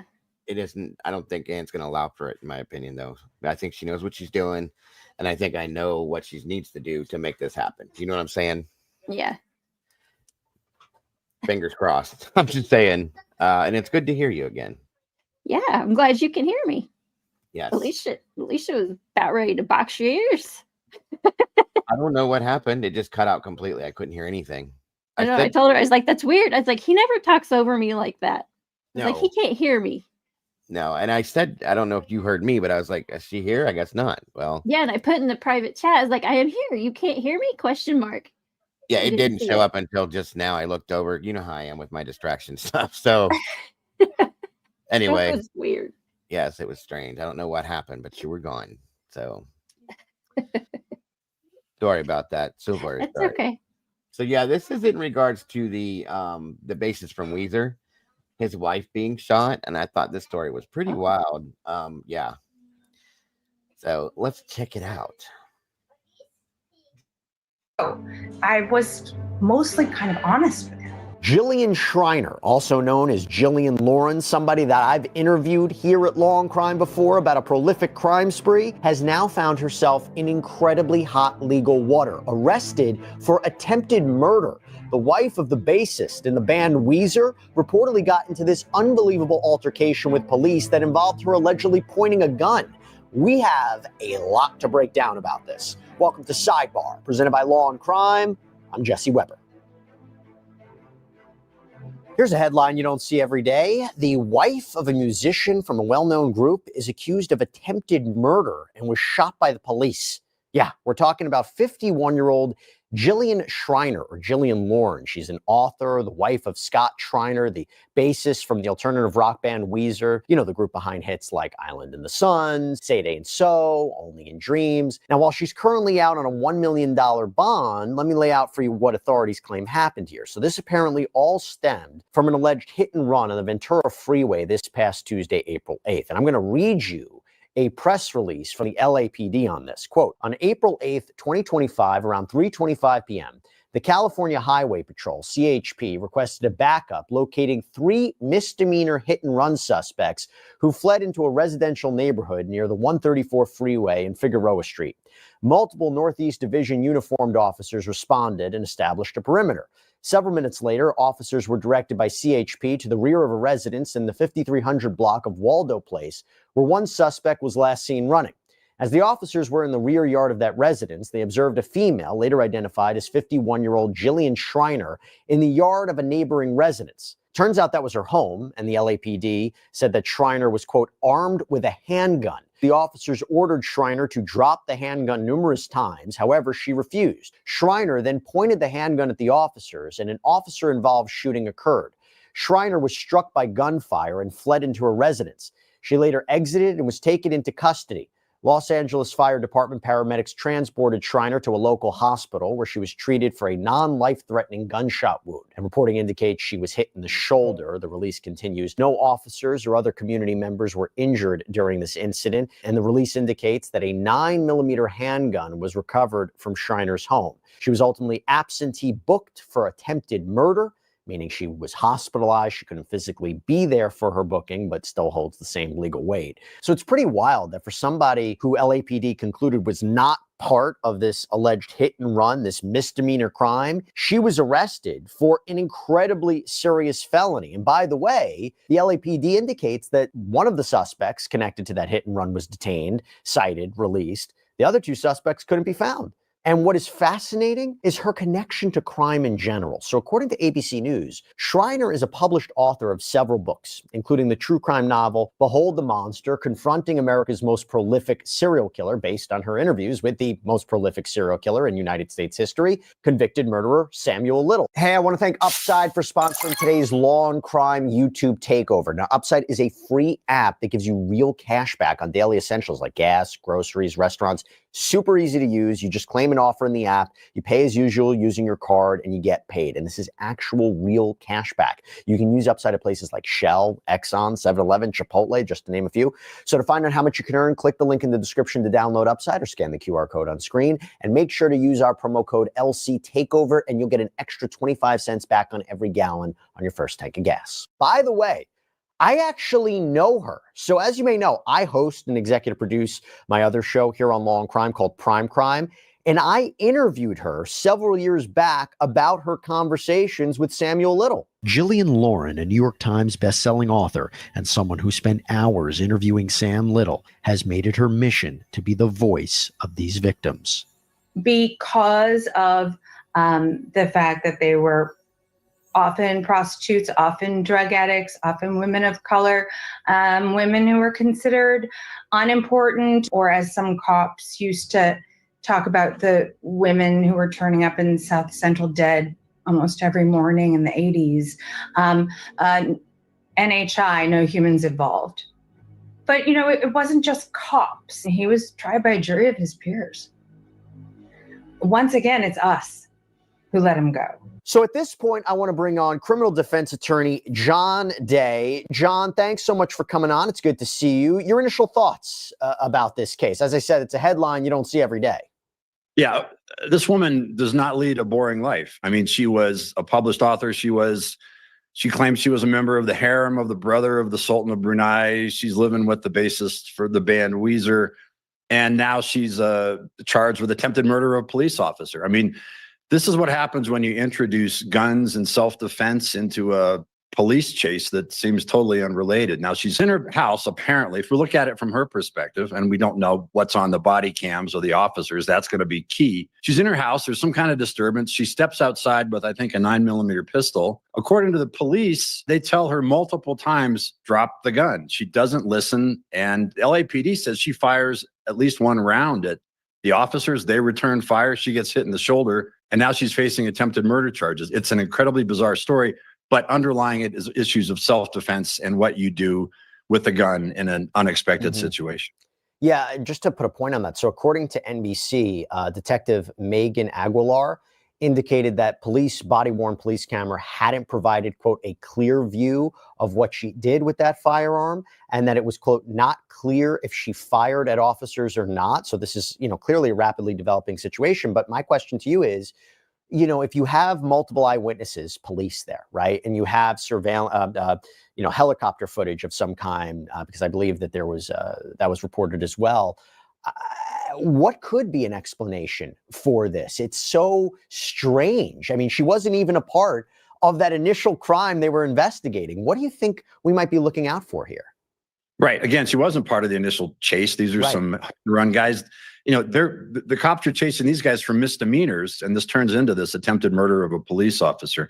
I mean, what is going through her mind? Does she hear some kind of disturbance and she steps outside and she's got a gun for protection? And what's going to be key is what the communications are from the law enforcement officers. Did she see them? Did she see uniforms and badges? Did she open fire? I mean, the initial reports indicated that she did. But again, it's all going to come down to the video and the body-worn cameras. But if you're in your house, I mean, again, take it from her perspective. We don't know what that is, but we can assume that there's some reason she steps outside with a handgun. And what are the orders that are yelled at her? I mean, is it drop the gun? We're LAPD, or does somebody just open fire? Again, it's all going to come down to what the cameras show. But to be facing an attempted murder of a police officer, at least I think the maximum sentence she's looking at in California is like 9-year sentence, maybe more with a firearm enhancement. But it gets down to the issue of you're in your house, you're in your property, and there's a disturbance. You think you have to protect yourself, but what you end up doing is maybe firing a shot at a police officer. This is being reported as it's the LAPD has indicated that it's the Force Investigation Division.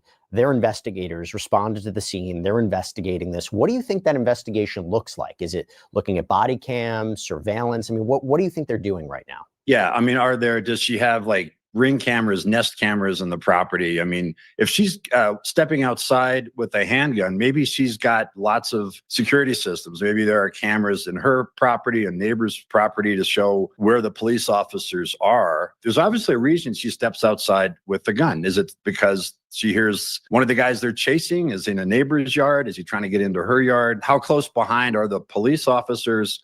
And what is the location? That's why any video, especially from, is there a helicopter? Is there going to be? So there's aerial footage that surfaced of Schreiner and apparently her babysitter outside, hands up. This is based on reporting from KTLA. I think you see those images. All right, Nellie, thank you so much for joining us today.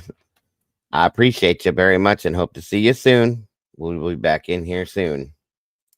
Yeah, and again, it's going to come down to what's going through her mind. What information does she have? What information do the police officers give her? I mean, the initial reports indicate that there were multiple commands: drop the gun, we're the police, and does she or does she not return fire? But if you are a homeowner and there's some kind of commotion going on, and if you have a babysitter, does she have children in the house? I mean, and what is the purpose of stepping outside with a gun before you have maybe a better picture of what's going on? It's what happens in a confusing situation when you introduce a pistol, a loaded 9mm handgun into the equation. By the way, it's being reported that they were both questioned. So both Jillian Schreiner and this babysitter, they were questioned by police. What do you think was said?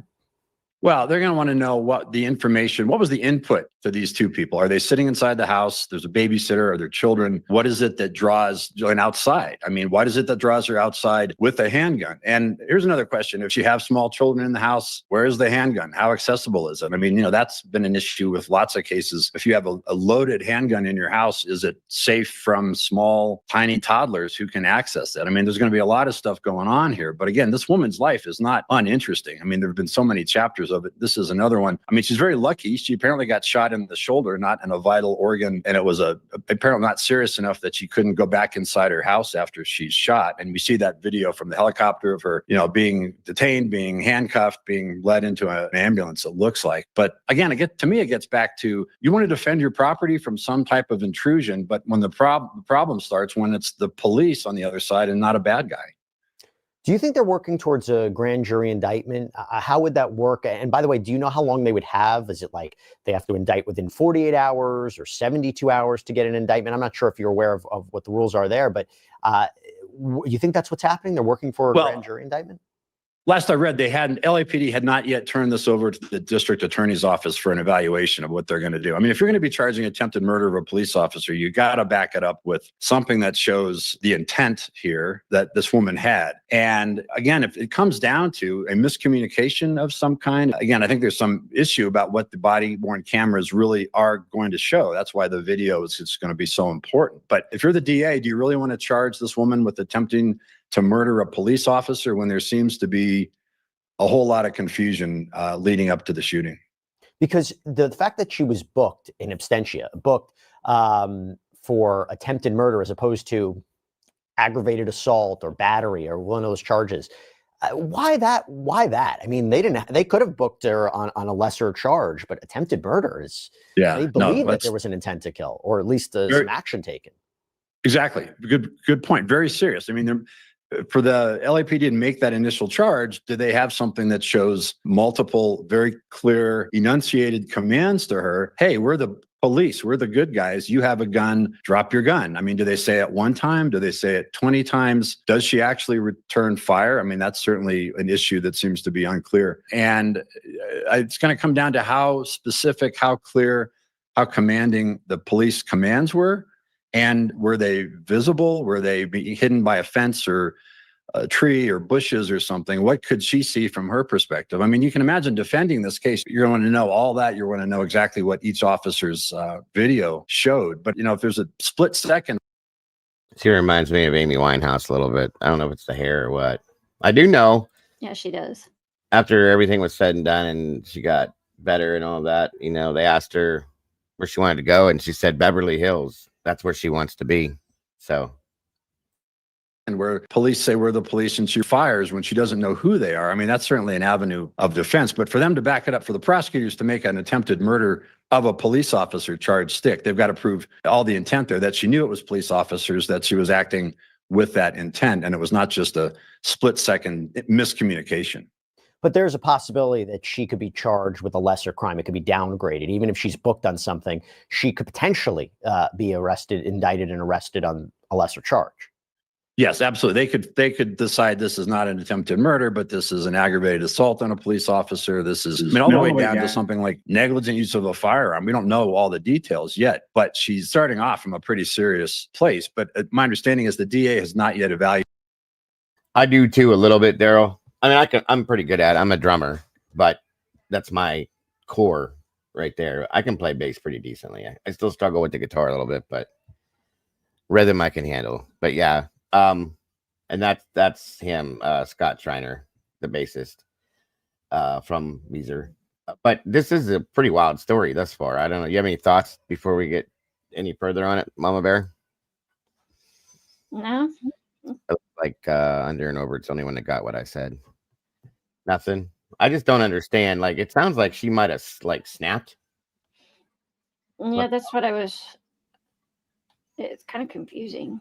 It is very much. That's why I was asking you what your thoughts were. It seems like she just may have flipped out for whatever. She'd had enough of something, whatever, but that could be intoxication, possibly. I don't know.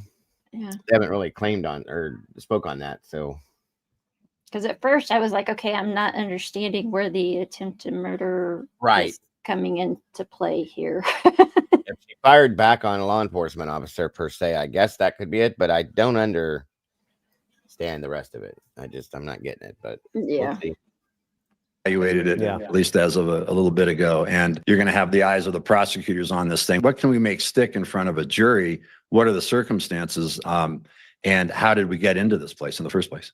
You mentioned something before about, I mean, way down the line, we're talking about if this really is, she's charged with attempted murder, what her punishment could be. So if she's charged and convicted of attempted murder, what is she looking at? Does it depend upon the degree? If it's attempted first-degree murder, then you're saying it's premeditated. Nothing from this fact pattern suggests that, at least, and correct me if I'm wrong, the second degree, no premeditation, still intent to kill. So again, my understanding is you'd be looking at either 15 years to life versus 5, 7, or 9 years. What should we be thinking?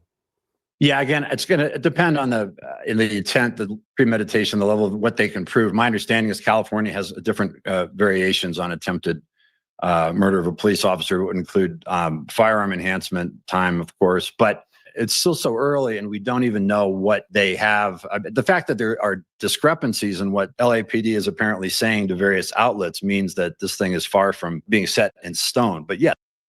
I'm kind of thinking that they may, depending on her attorney, I'm sure there's enough money to get a good attorney here.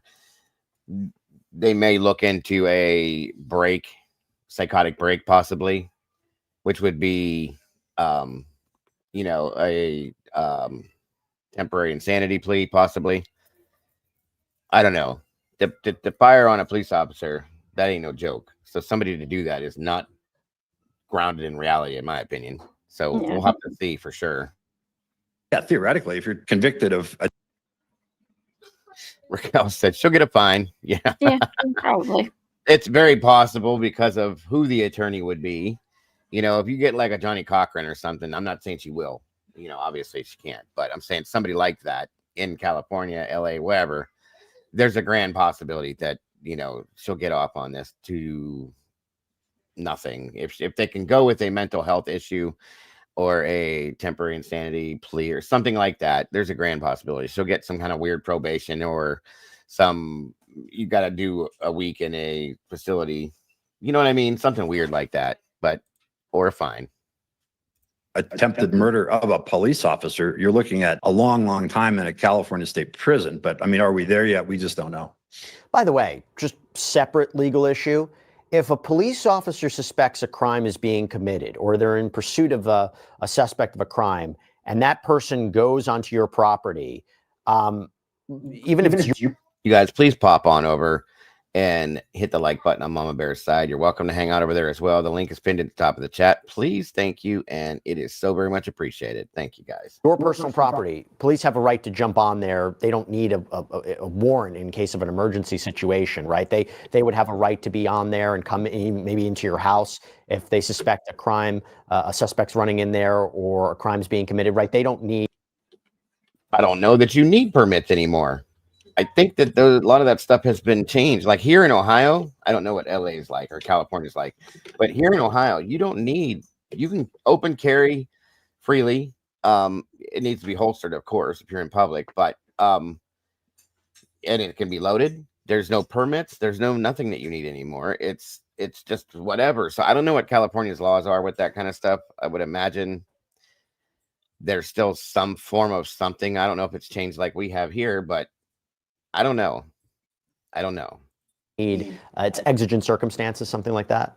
Yeah, you know, that's a classic law school exam question. But yeah, if they have exigent circumstances, they're pursuing somebody who's fleeing, they're jumping over fences. I mean, we see that all the time on the real crime shows where they're riding along with cops and you see the officers jumping over fences or crashing through bushes and things like that.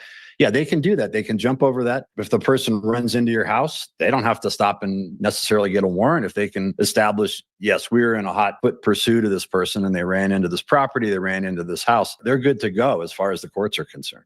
Now, the reporting indicates that she's scheduled to make a court appearance on April 30th. What can we expect there? You know, it's the first appearance. It's entry of a plea of not guilty. Again, by that time, we anticipate that the charges will have been formalized. The DA is going to decide what they're really going after. I mean, you know, it's not a situation where they can just let it go and say, you know what, we both were wrong. I mean, that's not going to happen. She's going to face something. Whether it's going to be attempted murder of a law enforcement officer remains to be seen. I think it's sort of doubtful that based on what we know, that they're going to be able to prove that beyond a reasonable doubt to a jury. But something lesser might be more appropriate. But she'll be entering a plea of not guilty. Whoever her defense team is starts to work. And again, it's all going to come down to what the video shows, whether there's, you know, contemporaneous helicopter video, and each officer on the scene, their videos are going to have to be analyzed. And the eyewitness, if there's a babysitter, apparently.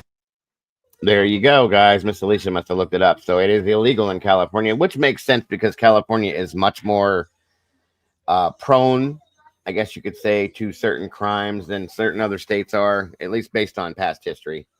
And they probably don't want to open that door for people to be able to just walk around carrying a weapon freely. And it makes a lot of sense to me. So thank you for looking that up, Alicia. I appreciate that. Where are we at here? Yeah, California. I think New York has the same laws too. The bigger metropolitan areas and stuff like that, they probably don't want to allow their people to walk down the street carrying a 45, doing whatever the hell they want when they want to do it. And it makes sense to me, you know. Okay, Raquel's in Cali. Awesome. We're really straight. Should be too, I think, because certain areas of California are very dangerous per se for that reason. So absolutely, James. And thank you for being here, sir. And what was the babysitter's story about why they were going outside, what they heard, what the sensory inputs were, why there was a concern about that backyard. Can I just touch on something you said earlier? If we're talking self-defense, have you ever seen a successful case where a civilian is able to, you know, actually successfully apply a self-defense argument with respect to a police officer? Have you ever seen anything like that?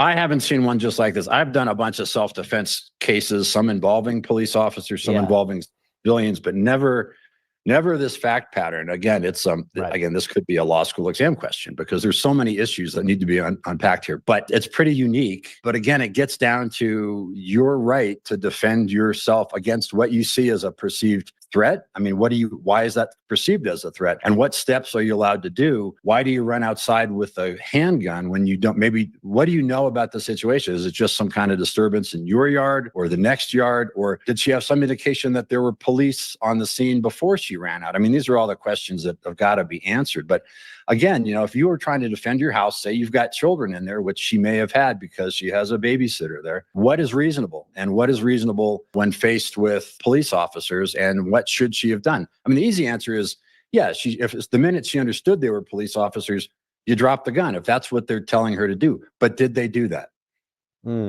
Now, according to NBC News, neither Schreiner nor her manager responded to requests for comment. A representative for Weezer didn't respond to a request for comment. At the time of this recording, I haven't seen a change there. Are you surprised there are no comments yet, John?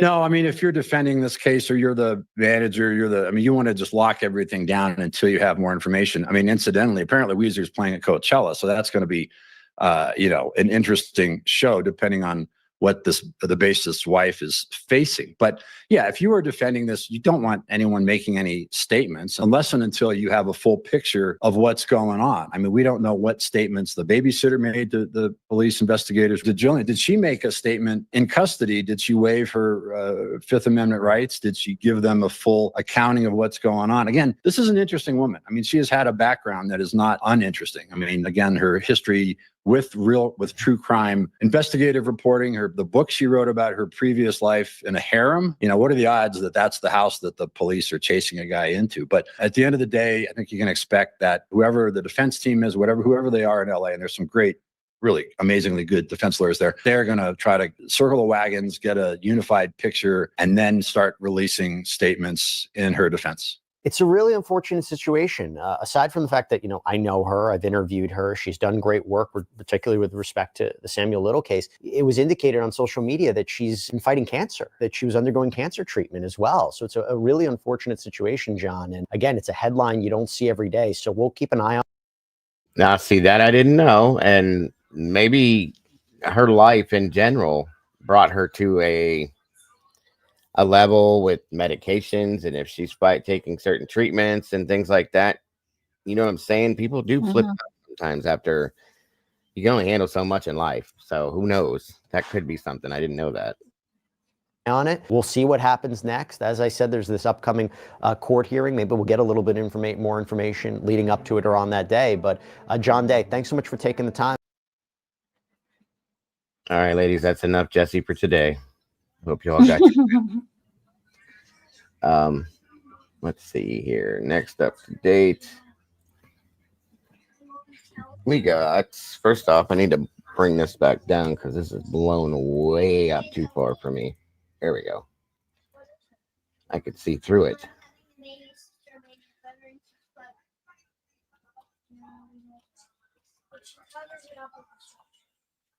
Let me see here. I thought Weezer only liked teens.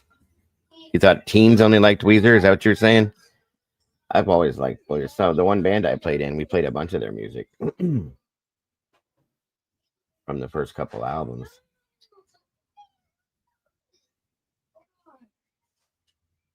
All right, let's see.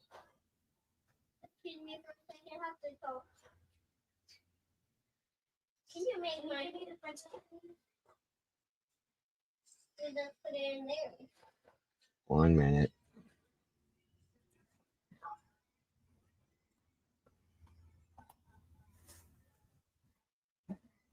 Huh.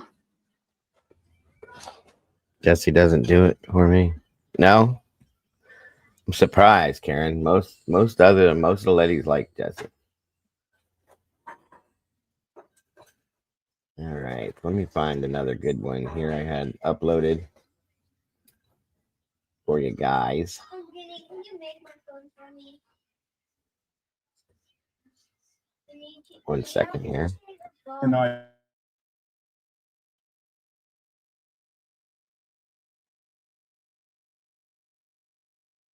As you guys know, I try to throw some good news in here from time to time. I got a couple good Samaritan segments for you guys to check out here to bring the spirits back up. We haven't really seen too much bad stuff today, so it's not too bad. Welcome, Echoes. Good to see you. Idea if he had a knife, he had a gun. You know, we had no idea. All we knew was that at that point in time, I was trying to keep my son safe and keep these ladies behind us. The whole situation, you know, it was bizarre. Oh my God, he's in. Hurry, hurry. He's in. He's going to hurt somebody. The 911 caller says 38-year-old Jason Lehman forced his way into the Children's Learning Adventure Center in Westchester Monday afternoon. Oh my God, he's hitting. Hurry. Oh my God. He's hurting people. Silas Rose owns the restaurant next door. He noticed strange behavior by Lehman, called 911, and kept an eye on the guy. And I told my son, I said, he's going into daycare. He's going into daycare. So we start coming up to the entrance of the daycare, and I could see him on the inside. He pulled the door and somehow forced his way into the building. There was a lady on the back side of the door trying to hold the door closed. And at that point in time, you know, all we could think about was, hey, there's kids, all these children in here. He says as Lehman's actions became more suspect, he took action. Basically ran in, and you know, I got right in front of him, and I said, "What's going on? What's going on? What are you doing?" And then I kind of turned my head, and that's when I got hit. And when I got hit, you know, I went back at him, and a scuffle ensued. We went to the ground, and we, in essence, tried to hold him down, and because I knew the police department was coming. And the police department did arrive and make an arrest. Fortunately, no one was hurt. Again, that guy was arrested without incident. Now, we're told the suspect did damage some computers and other equipment. Don't know what really led up to this incident. A representative of the Child Care Center said they are working with authorities to make sure nothing like this ever happens again. That could have gotten really, really ugly very quickly. Mm-hmm. Thank God for that guy. All right. Also, hold on.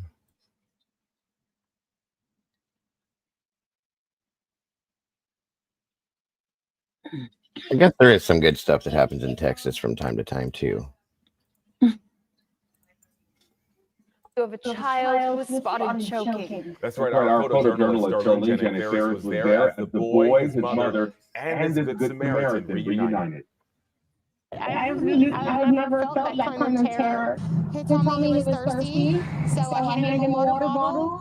Right as I handed it to him, I said, "Don't open it with your mouth." But by then, Echo, there you go. the sound, the gurgling sound. Sorry. And I pulled over in the turning lane, and I jumped out of the seat, and I pulled him out of the back seat. I started doing the Heimlich, and I was desperately just like crying and screaming for help, and everybody was passing by.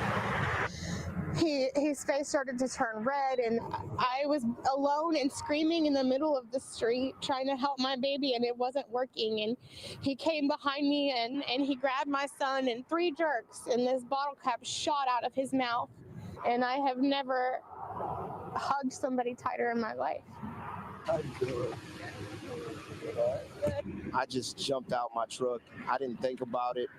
And I ran up and grabbed him, and I just did what I had to do to get the cap out.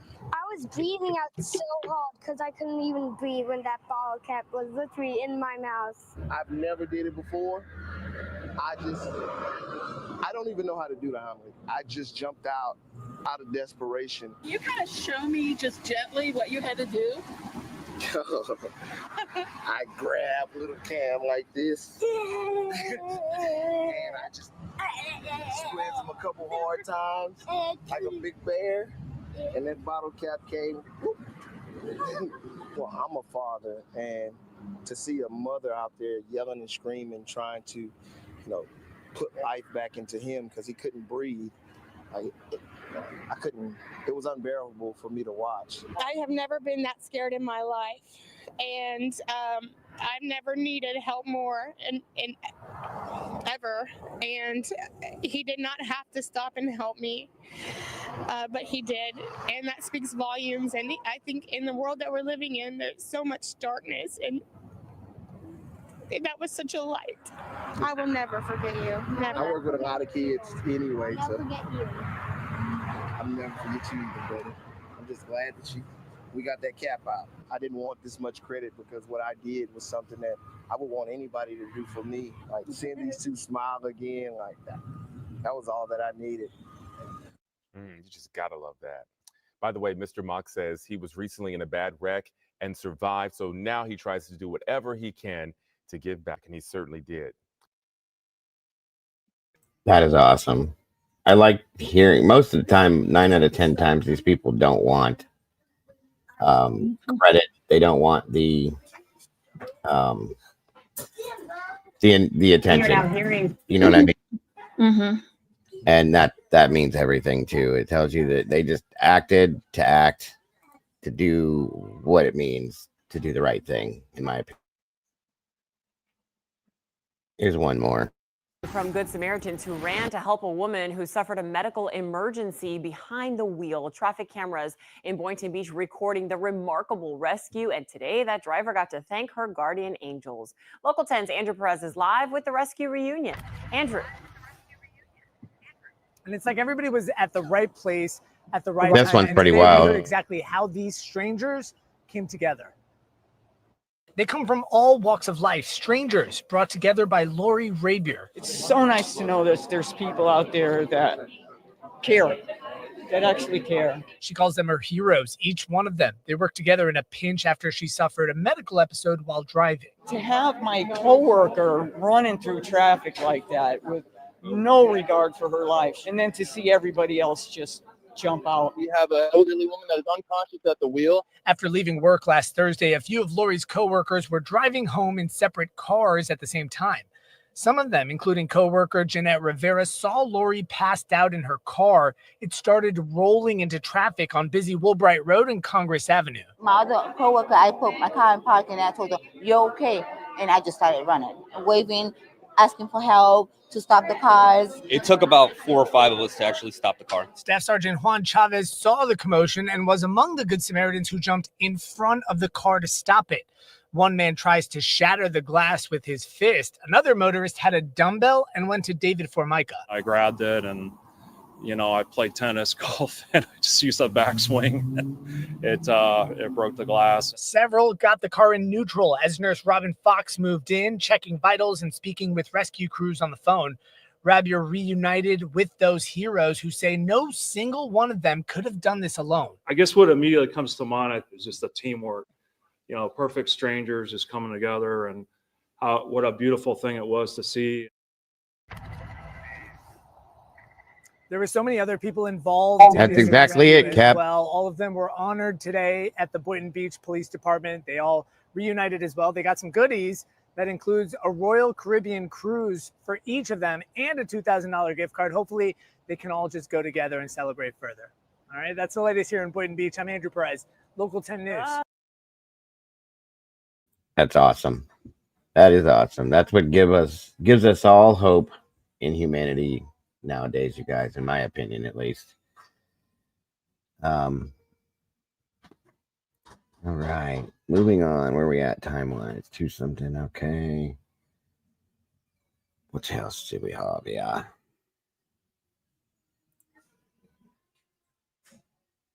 What the hell? Did they really? Good God, you guys. Look.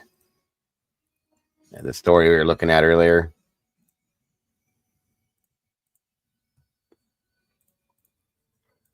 This is a mugshot. And he took it to court as well. I don't even understand anymore. I don't get it. Oregon man appears in mugshot with parrot and took it to court. How is that even allowed? That's crazy. Crazy. Oliver, didn't you send me another? Yes. Here we go. A couple Here we this go. morning. Huh? I said I think I sent you a couple others this morning. Oh, yeah. This one's interesting, folks. Let's check this one out, guys. Ooh. Where do you see this? Good God Almighty. Jailed Clearwater man denies ownership of syringes found in his rectum. I was like, how do you deny? They're not mine. Them ain't mine. Nope. They're not mine. I don't know how they got in there. Good Lord have mercy. The man invoked the Shaggy defense, saying the syringes were not.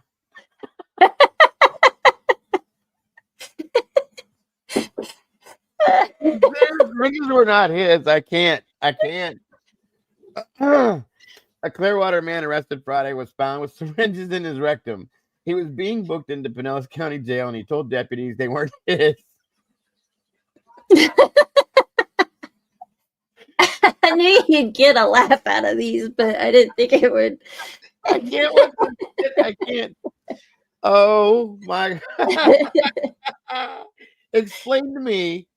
Somebody tell me how that you even can I wanted to see the officers' faces when they found this and he said it. That's what I want to know. How do you get him there, bro? Oh, I'm crying. Hold on. Karen says sitting on pins and needles. Yeah, definitely on pins and needles. According to the Pinellas County Sheriff's Office, Wesley Dasher Scott, 40 years old, was arrested Friday on an outstanding warrant stemming from a 2018 drug arrest. Scott was taken to the Pinellas County Jail, where deputies conducted a strep search. According to the arrest report, Scott removed 3 syringes from his rectum. 3. Yeah, 3. During the search, and gave them to a deputy, saying, "These ain't mine. They're not mine. I don't know how they got there, but they ain't mine." Before being brought to jail, deputy asked Scott if he had anything on him, and he knew what would happen if he brought anything into the jail. He said he knew, according to the arrest report. Come on with this stuff. Quit. Scott was charged with introducing contraband in a county detention facility. He is being held in jail in lieu of $5,000 bond. Scott's arrest history includes multiple drug and battery charges. You're not a smart one, bro. You're just not. I'll be right back. I gotta grab a tissue. I can't see.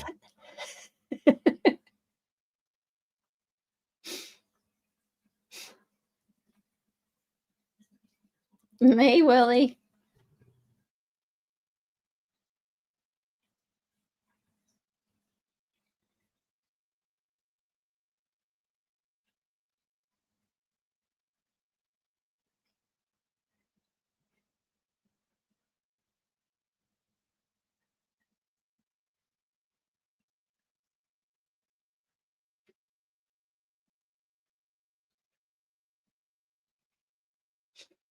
I was wondering because I was confused. I was like, huh? What's up, Willie? Good to see you, Willard. Oh my God, you guys. I can't. Wow. God bless America. America. Yep. He's definitely not an Einstein. Right, Cap? What'd he say? He said he's definitely not an Einstein. Oh my God. The look on his face says it all. Mm-hmm. Are these yours? Nope. Don't know how they got there. I don't know how they got there, sir. I must have been sleeping and somebody was shoving syringes in my bootay. My God. That was a good laugh. Thank you, Mama Bear. You're welcome. Guys, if you ever get stuff like that, send it my way. I love it. I love it. I don't remember what the other one was I sent you. I didn't see it there.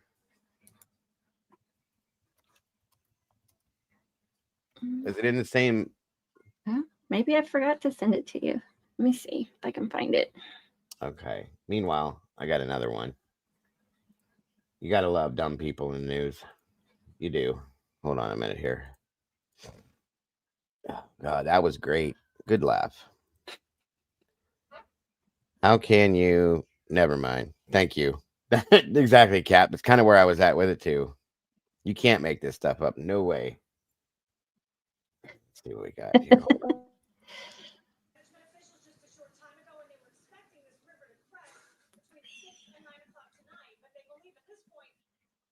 This is hard to hear, but you don't even need to hear it to catch it. Watch this.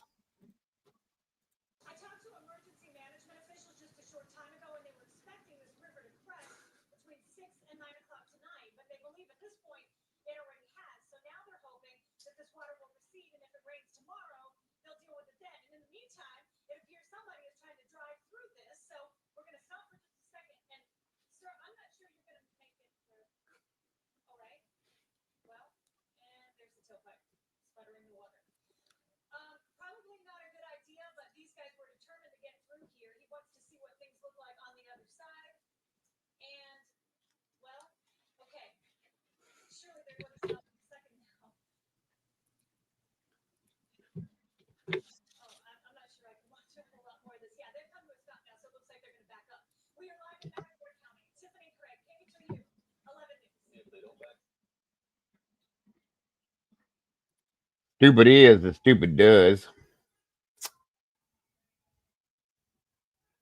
Let me see here, guys. What else did I have here for you?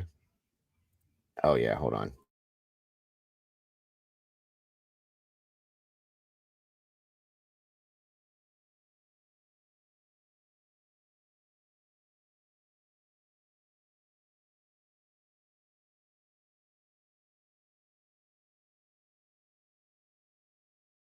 This one was kind of great too. Stupid American answering about world and geography. Hang on to your chairs, everybody.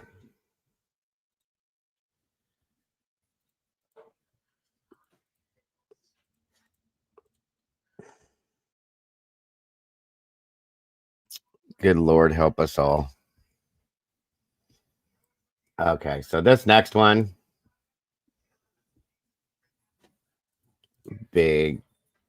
This I don't even know what to say. If it's that bad, bro, get out. That's all I can say. Man tells police he robbed a bank because he'd rather go to jail than to be with his wife.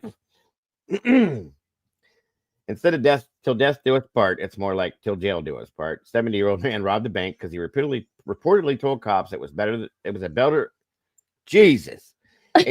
alternative than living in his situation at home. Lawrence John Ripple allegedly told a teller at the Bank of Labor in Kansas City that he had a gun and demanded cash. This is a 70-year-old man. The teller complied, gave him all the money, but instead of leaving, the police say that Ripple took a seat in the lobby. He really wanted to go. Jesus. It didn't take long for police to arrive, being that the headquarters is a few blocks down from the bank. According to court documents, when he was questioned by investigators as to why he did it, Ripple said He and his wife had an argument that he'd rather be in jail than be at home. Wow. If it's that bad, Pops, get out of there. I think they put him on home arrest too. Oh my God. That is definitely a punishment for him. House arrest, huh? Yeah. Home detention, whatever it's called. Because he was 70 years old, probably. Love on the rocks ain't no lie, Cap. That's crazy. That's crazy. You gotta love it. Gotta love it. Gotta love it. Hold on here. Let's see. Or on Sarah, who do you think should be the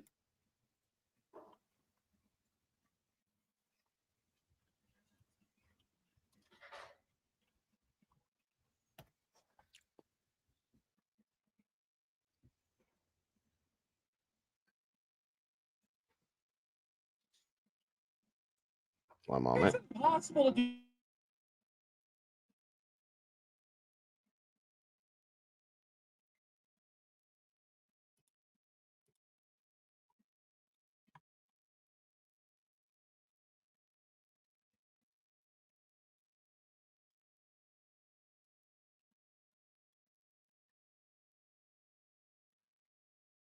All right, this is good stuff, guys.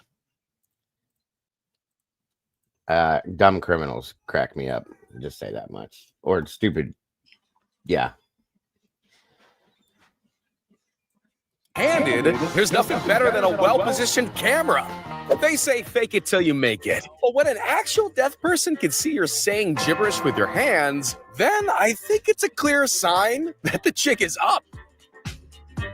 This would be the perfect escape. Smooth, quiet, and effective. But the existence of security cameras foiled his master plan. When you try to get a big payout, but just end up reversing into more trouble when you get caught. This iPhone thief forgot that phones aren't the only thing with a camera attached. How do you like them apples? These TSA agents put a little twist into their job routine. Gotcha, Will. They'll search your bag for anything dangerous and then pocket the valuables? Is this the police equivalent of spawn trapping? He fell right into their hands, literally. In this game of crooks and ladders, the would-be thieves rolled the dice and got a none? You know you're a sinner when your plan is foiled by the church itself. The job of a county jailer is to lock prisoners up, but she decided it was opposite day. They both left and never came back. This prison escapee gets bonus points for effort, but despite such a good disguise, it ended up being an awkward undressing and horror movie fuel for the rest of us. When you ask whether it's a boy or a girl, but it turns out to be 2 kilograms of cocaine. I think the baby shower is suspended for now. When you put a musical student to work at a gas station, he just wasn't able to contain himself on the job.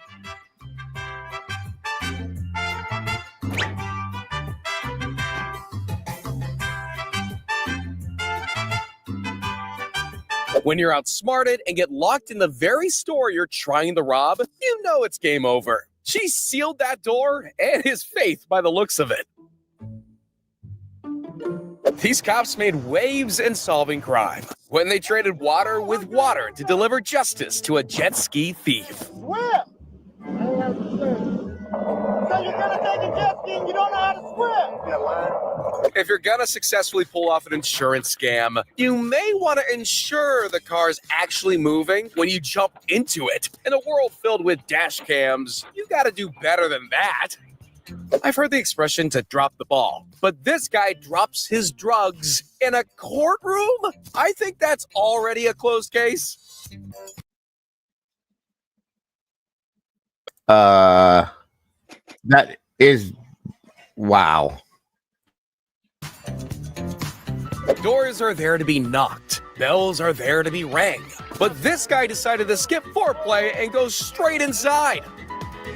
Why you come up in our house, brother? If you want to be a successful criminal, preparing for the idea that some doors are locked is important. Oh, and showing your face to the camera is also a no-go. These guys were gift wrapped for the police. Literally. Trying to smuggle yourself across the border in mattresses probably wasn't the brightest idea.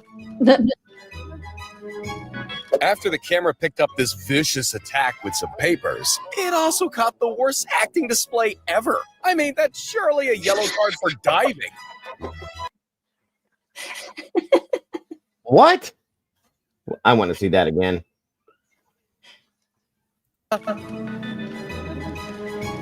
After the camera picked up this vicious attack with some papers, it also caught the worst acting display ever. I mean, that's surely a... You've got to be kidding me, right? She hit her with a piece of paper. And she sat on the floor and then laid down. There wasn't even a fall. That was great. Yellow card for diving. Look, the cop even looked around and went, are you serious? Like, what was that all about, you know? To keep out thieves, homeowners deploy all sorts of measures. Or just a regular gate. Not all shortcuts get you there quicker. Some just get you a hefty fine and public embarrassment.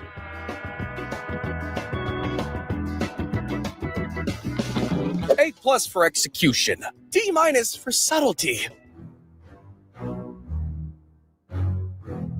Custom car paint jobs can cost an arm and a leg, but I think this might just be the most expensive of all of them. If that's not his car, something tells me he's in trouble. This master of hide-and-go-seek may have fooled the cops, but nothing gets past cameras, even if your plan is far from rubbish. Good thieves will do whatever it takes to cover up their tracks. Bad ones will do it in plain sight for everyone to see. Let's take a wild guess what she is.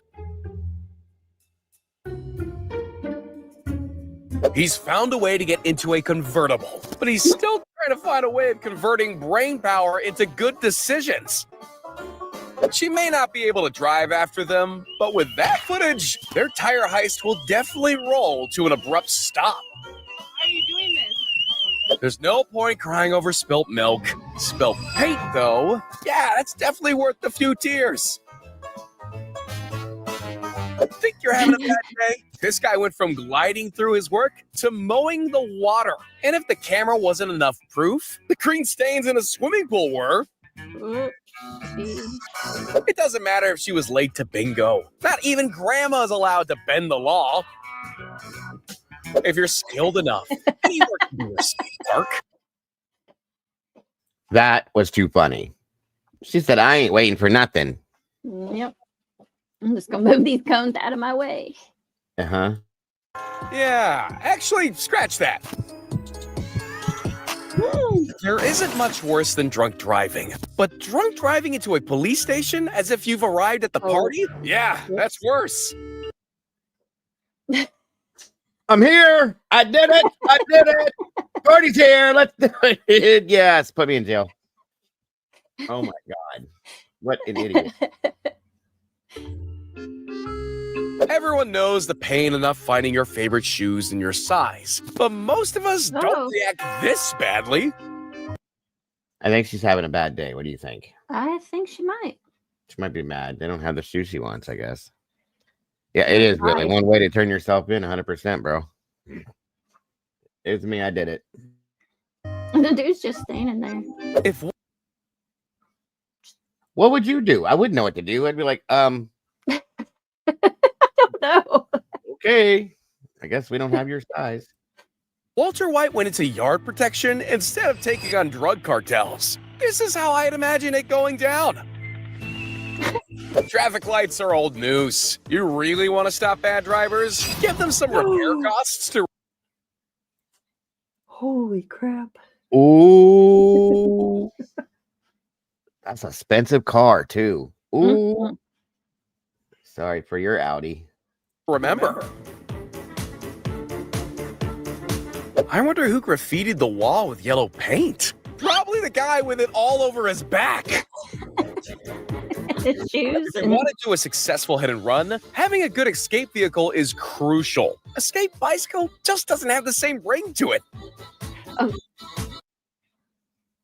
That is, in capital letters, a dumbass. How Right. stupid can you be? Come on now. Like, he's just going to go, okay, have a good day, you know? Yeah. Whoever was filming this exchange was right on the money. Using a bribe has the advantages of being discreet and quiet, but it loses all its magic when it gets caught on camera. You know it's a bad plan when nobody knows what on earth the plan is. But it's also so loud that everyone hears it, including the police.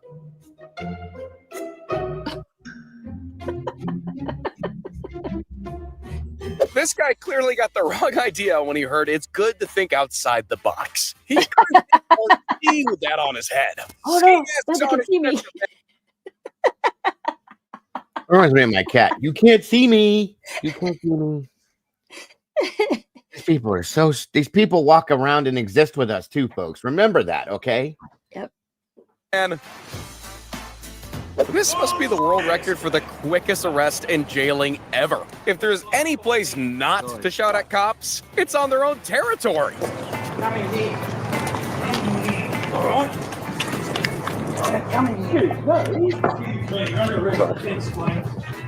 When you promise yourself to lose weight before your next heist, but it didn't quite work out. Ah, yes, the brilliant decision to key someone else's car. When your own car registration is on view, getting back at your ex is risky business. Comment down below what you do. These have got to be the dumbest people I've ever seen in my life. I swear to God. Yes, the box burglar. He'll get you soon. If you saw your ex doing this. This is what it looks like when Grandma has her invincibility shield turned to the max. She doesn't fear cars. Cars fear her. Watch the idiot cross the road to try to scam the driver, but of all people to attempt to fool, an undercover cop car is probably the worst. No wonder aliens haven't visited us yet. It's hard to claim it's just a prank, bro, when you're soaked in aquarium water. Had to be It was at this moment the criminal on the. Okay, so I have to admit, I was a dumbass too. We used to take our skateboards, go into the mall. We'd skate through the mall, running from the security.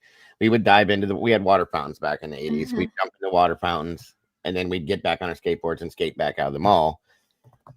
Well, guess what? They caught on to us doing it at some point, and they would have guards. As soon as they'd see us walk through, they had cameras through the doors. We'd do it like once every couple weeks just because we were bored. And so I hope my mother's not in here. I think it was after the third time we did it, the security guards would watch us come through the door, and they'd catch us. Twice it happened. We got caught. We went back the second time after we got caught the first time. But it was fun because you could skate in the mall because the flooring was so smooth. It was amazing. And then we would grind on the little things around the water fountains and all that fun stuff. But yeah, I was one of them stupid idiots too. So I guess I have to say I'm just as dumb as some of these idiots. Or I was when I was younger. Loose knew he messed up. Ah, yes, a classic. The sailor's jig, every porch pirate's favorite emote for successfully committing a crime, right before he flees in his very expensive car. Did this idiot just steal something and stop and dance when he did it and then leave? It was dancing. Look. The sailor's jig, every porch pirate's favorite emote for successfully committing a crime, right before he flees in his very expensive car. Nobody expects. Why are you stealing shit if you own that car? Oh, I know where this one's going to go. But you grew out. I grew out of it. Well, I can't ride a skateboard anymore because I'll end up in a hospital. So I'll put it that way. So I guess I was forced into growing. I did grow out of it. I'm just kidding. Expects to be caught in 4K, but this guy will be thinking twice before doing some sightseeing. They say finders keepers, but I'm not sure that applies if you're a TSA officer. The luggage thief stole the wrong iPad this time, and his crime was tracked right to his door. Did you take it? No, sir. You did not take it, sir.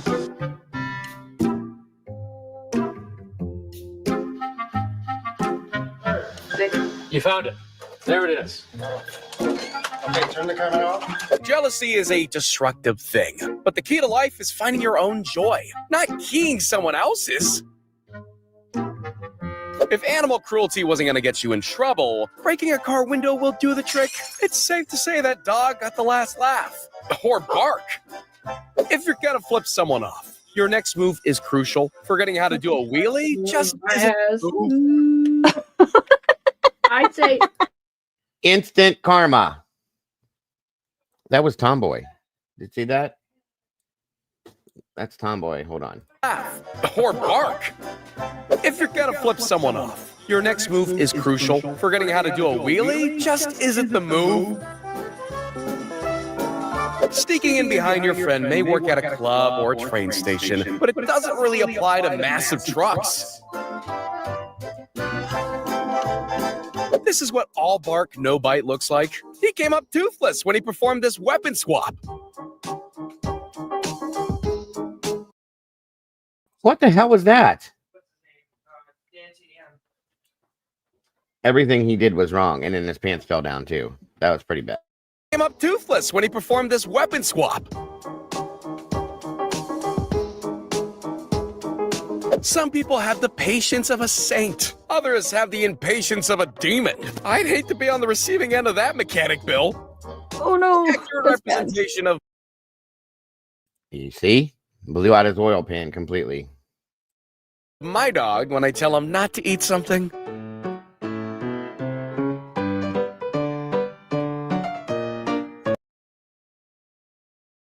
Oh, that's just too much.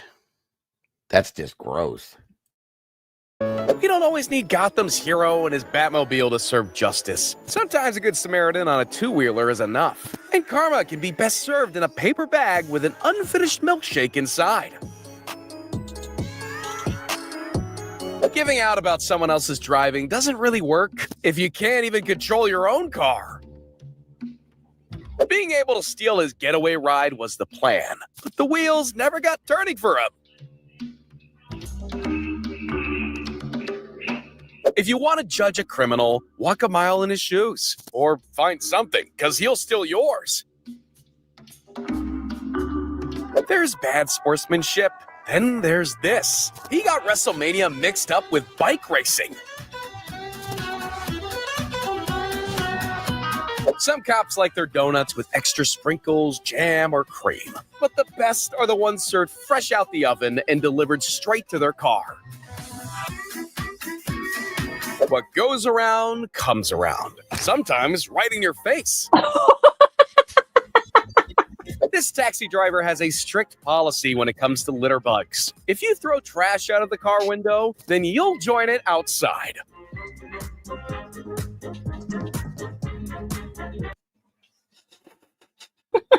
That was great. Did you see that? Well, this is awesome. Trash out of the car window, then you'll join it outside. You want to throw it out? I'll throw you out. That was great. Excuse me? And this, ladies and gentlemen, is the difference between stealing and borrowing. I'm just not sure the latter was his first intention. As the saying goes, pick someone your own size, not the biggest guy in the parking lot. They didn't, and they paid the price. Sure, traffic jams can be frustrating, but you know what's worse? Being caught trying to skip the queue and failing miserably. Oops. No poor soul deserves to see this guy's strange hobby on their door cam. Please tell me I didn't just see what I thought I saw. I don't know because I looked away. Yeah, you can't even for a second. Look at this. Poor soul deserves to see this guy's strange hobby on their door cam. Ew, a shoe sniffer. Gross. Who does that? That guy apparently. In situations like this, the police don't even need to get in their cop cars to catch a suspect. He came right to them. Being tidy was not the priority for these house intruders. And even when the camera was spotted, stealth was still at level 0. In a world full of public bins, he decided a hotel car park was the best spot to dump his trash. This guy decided to change up from door delivery to roof delivery. Is that what they call airmail? Graffiti leaves a stain on the world, and so does your digital footprint when you're caught doing it.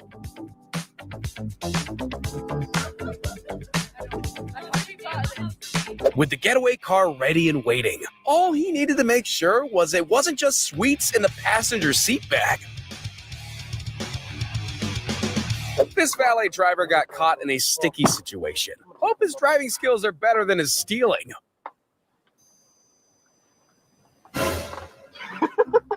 When you try to break the rules of the road, it's best to that was classic. The dude was like, no, I'm not taking it. Sorry. avoid the enforcers. I've seen smooth criminals, but that's the smoothest police interception I've seen. On this random hot Tuesday morning, one worker thought this cop needed a cool down. Museums are where history is immortalized, just like how a video of you vandalizing a display will be on the internet forever. Getting a taxi home can be expensive, but when a perfectly good chair is left out in the wild, it's finders keepers from then on. If you're ever caught in the act of doing something...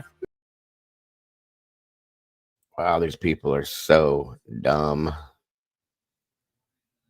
Next up, what we got here?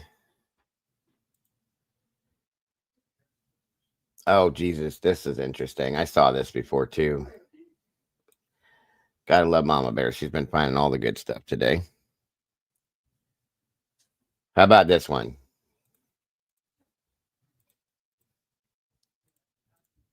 I guess it's in the right place to do it. So, Rikers Island inmate accused of making false emergency calls to police. Mother's house. An inmate at Rikers now accused of making dozens of false emergency calls to police, claiming something was happening at his mother's house. New York City police repeatedly rushed to her home. Prosecutors say he was doing it as payback because his mother wouldn't bail him out. Here's Eyewitness News reporter Stacey Sager. So he swatted his own mother because she wouldn't bail him out of jail. Yep. It was really so frustrating because I didn't know what was happening. I didn't know who was doing this. Until she realized it was her own son, 34-year-old James Truell, an inmate at Rikers, awaiting trial for multiple armed robberies and hoping to make bail. But his mother, Christine Black, tells us she couldn't afford her son's bail, and Truell, who suffers from mental illness, wasn't happy about that. And so police say he began abusing the 911 system from Rikers to send police racing to her home on fake calls, otherwise known as swatting. The emergency calls were coming in, and I didn't know who was sending these emergency calls to my home. That there were people being shot, that there was a gun, they wanted to search the house, there was man down, ambulance would come. Christine's roommate says at times he feared for his life because cops had their guns drawn. I said, don't let him in no more because I don't want to get killed in here. It happened 31 times since September of last year, 31 calls to 911. So how did he do it? Well, police say Truell called 311 from Rikers, which he's allowed to do, and urged them to transfer him to 911. In a statement, the Department of Corrections telling us this was an unusual circumstance and does not occur often. We believe that providing 311 is crucial to give those in custody a necessary outlet to raise any concerns. Right now, Christine's concern is for her own safety and her son's mental health, because he's now facing 31 counts of reckless endangerment and false reporting on top of his felony rap sheet. It was like 31 times. They didn't, like 15 calls prior to that, they didn't put anything together. It was the same address. That is absolutely insane to me. How stupid can you be? Unbelievable.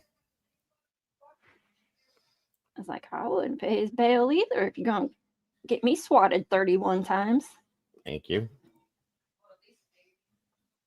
What the hell? What is this one? I don't remember. Sheboygan Beer Garden. You sent this one to me. Do you remember? Oh, the toilet clogger. They caught the toilet clogger, the infamous toilet clogger. You got 150 days in jail, guys. Let's see here. It was just a weird one. They all are. These people are nuts. Hold on.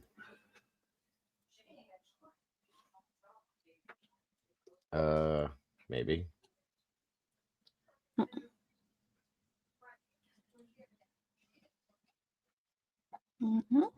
Is it What's happening to the Sheboygan Beer Garden? No. Probably. It's one of those you have to pay for. It's okay. It's okay. It's okay. Sucker. Nada cuelo se layo in the morning.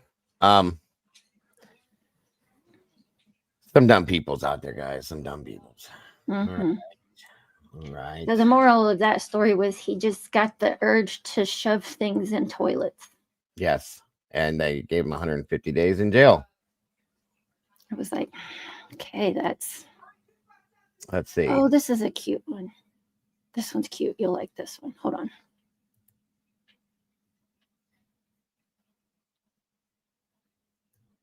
Oh, it's a Twitter. There's all the stupid criminals out there walking amongst us and all the dumb people and the dumb things they do. That's a loaded question. Bum. Cat Benatar just changed the shortcut settings. It's a Twitter. I usually can play those. Give me yeah. Oh no. This is cute. Let's see.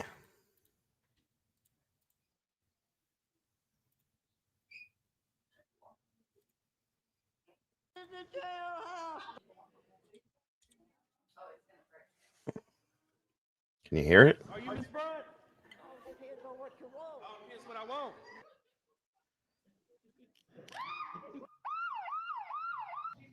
Okay, look right at that camera. I'm in the jailhouse.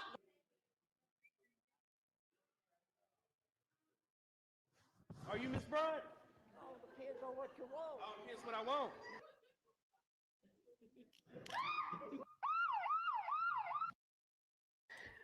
Ruth Bryant celebrated her 100th birthday in a jail in Roxborough, North Carolina. Bryant said she lived a century and has never been arrested. She wanted it off her bucket list, so they obliged. So she would never been arrested, so she wanted to try it out, I guess. So she got her arrest. There you go. That is cute. That is cute. Gotta love it. God bless her. Still getting around at 100 years old like that. That's I think it was when the officer said, "Don't kick me in the knee. I got a bad knee." She said, "That's okay. I got 2 bad knees." Gotta love it. So cute. You gotta love it. Too funny. Too funny. Too funny. All right. I think I had one more thing.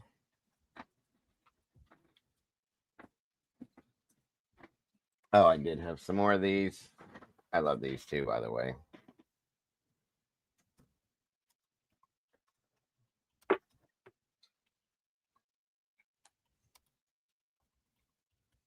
All right.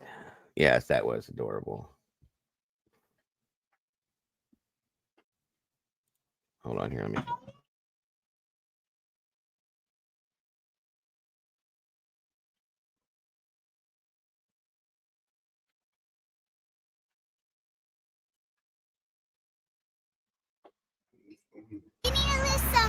Wait.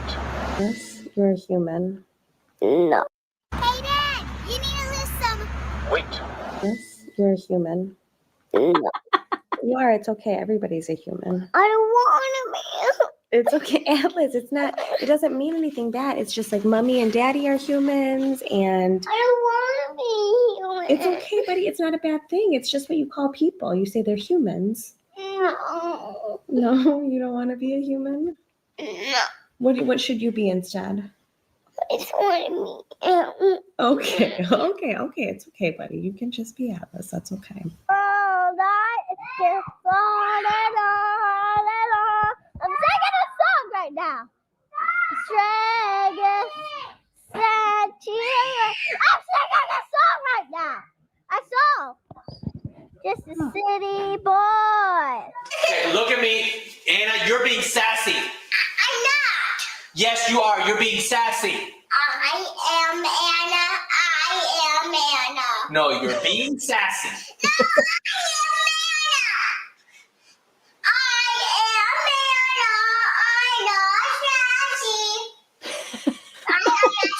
What is on your head?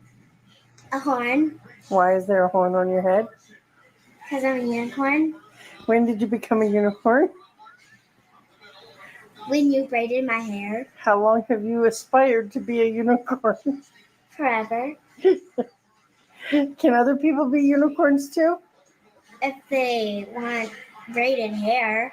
Yeah? Yes. And what do unicorns like to eat? Chocolate. Someone broke my heart and it's peanut. How did she break your heart? I'm spinning me around. I'm going to be really dizzy after this. You will be. I'm spinning around.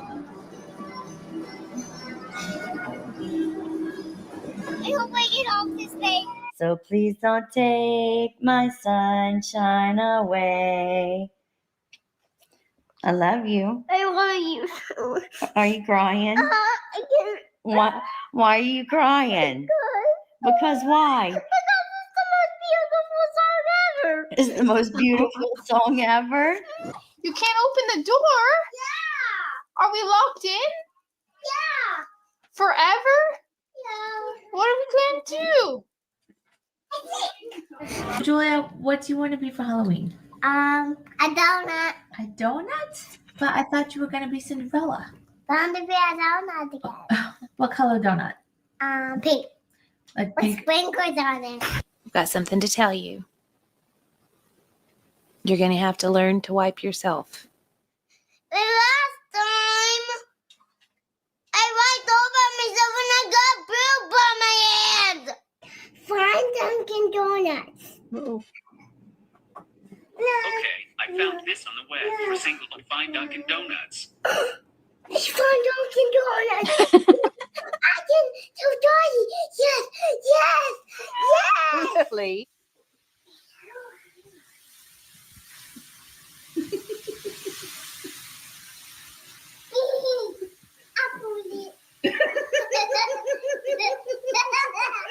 I'm a what? You're savage. I'm a what?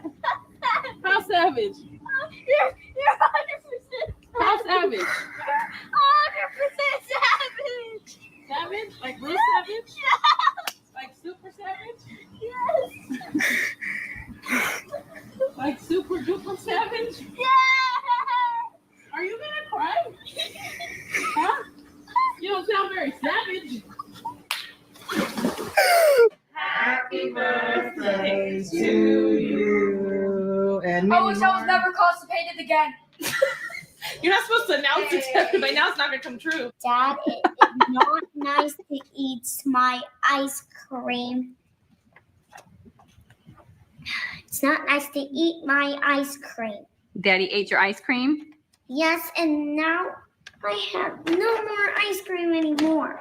Ladies and gentlemen, this is what happens to the next generation when we don't educate them about vegetables. Candy corn is not a vegetable, sweetheart. Yes it is.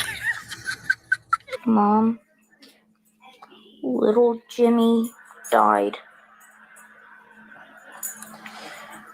We had a ceremony a few minutes ago. He was a great tadpole.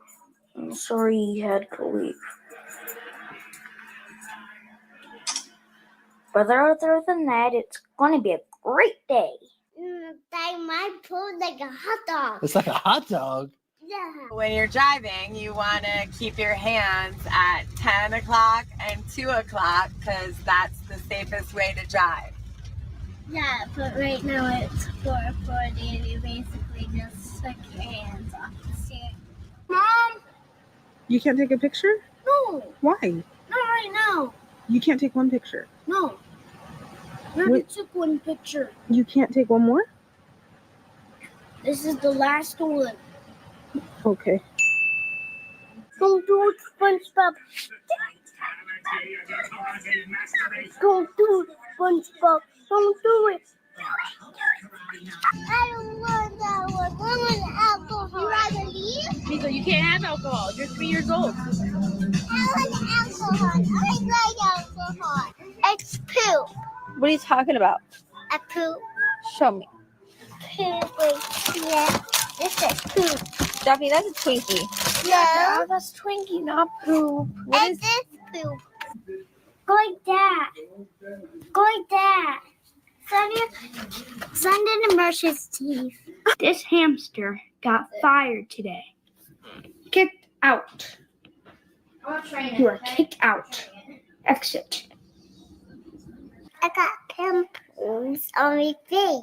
You do not. I do. Oh, I do. you don't have any pimples. I do have pimples. Santa's breath stink. Oh no. Does he have to brush his teeth? I think he did. That was not the real Santa. I think Santa has a brother. His brother. That was his brother with the stinky breath. Yeah. What's the kitty say?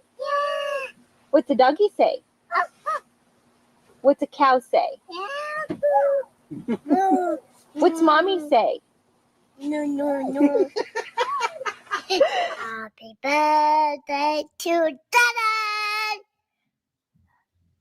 Oh, my butt's hurting. P P N N O. O. Piano.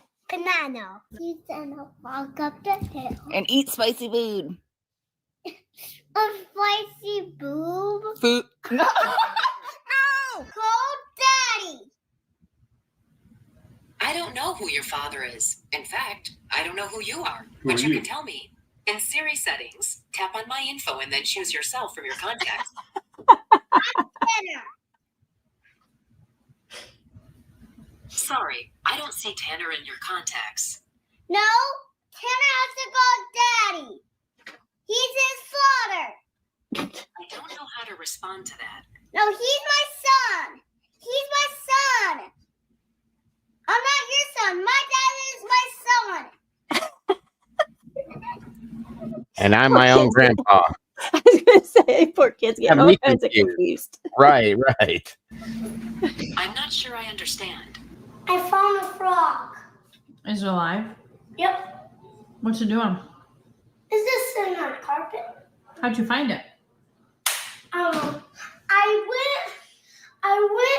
I went by that door. I opened the door, saw a frog. I didn't know. Why are you sad? Then I want to go to Sweden and I don't know how to speak Sweden. Swedish? Did you have a good day? Yeah. Was school fun? He learned how to wipe his butt. The teacher didn't teach him. And he went to use the restroom. Get right, you sausage ladybug.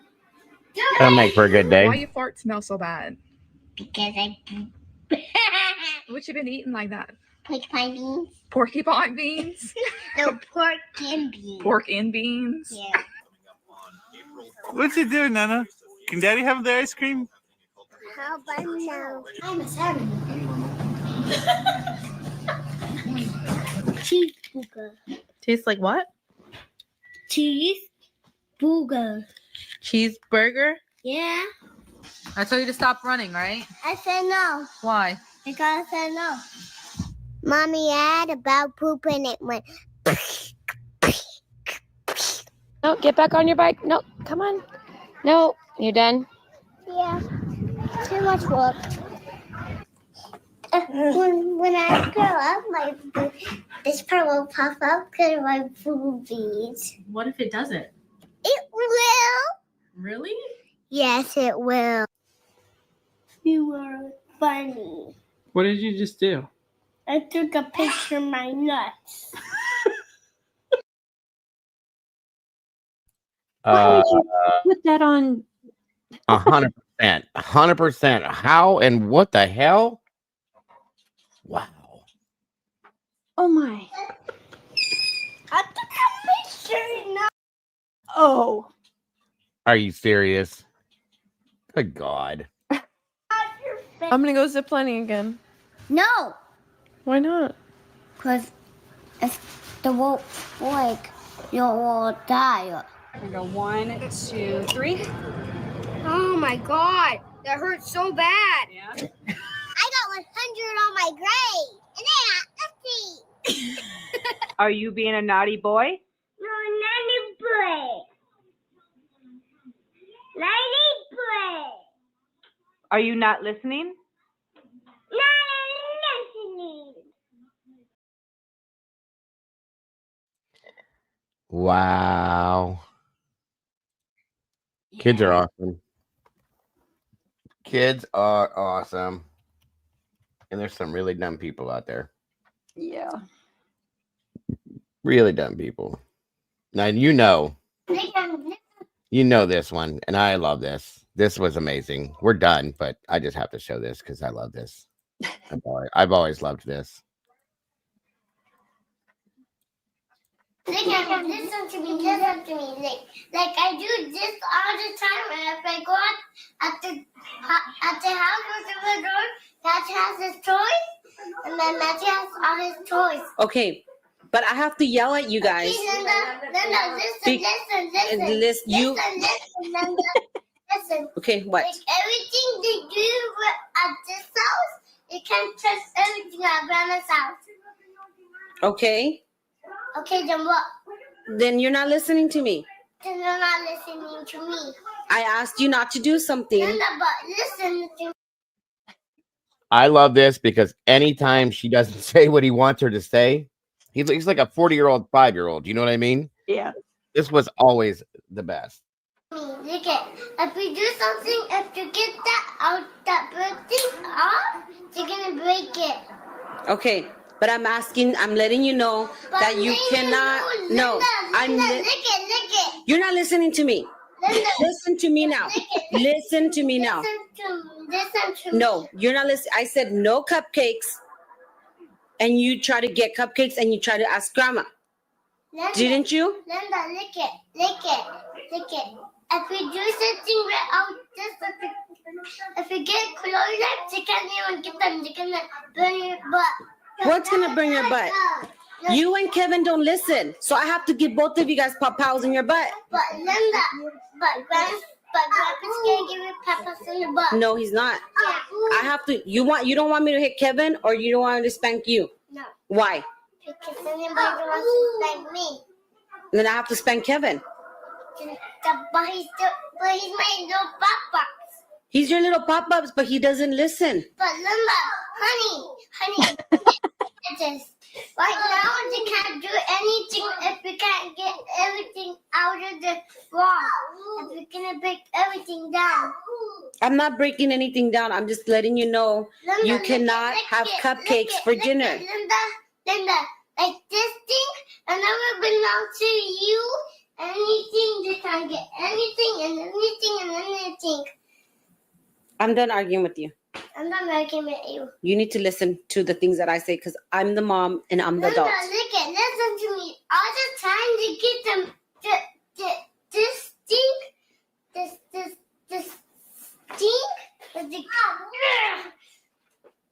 I'm done arguing with you. Linda, I'm done arguing with you.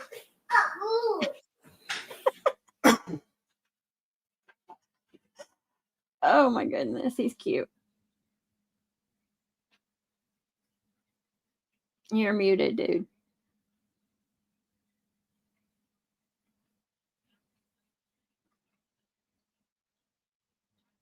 Anyway, that is one of the funniest things I've ever seen in my life. Absolutely.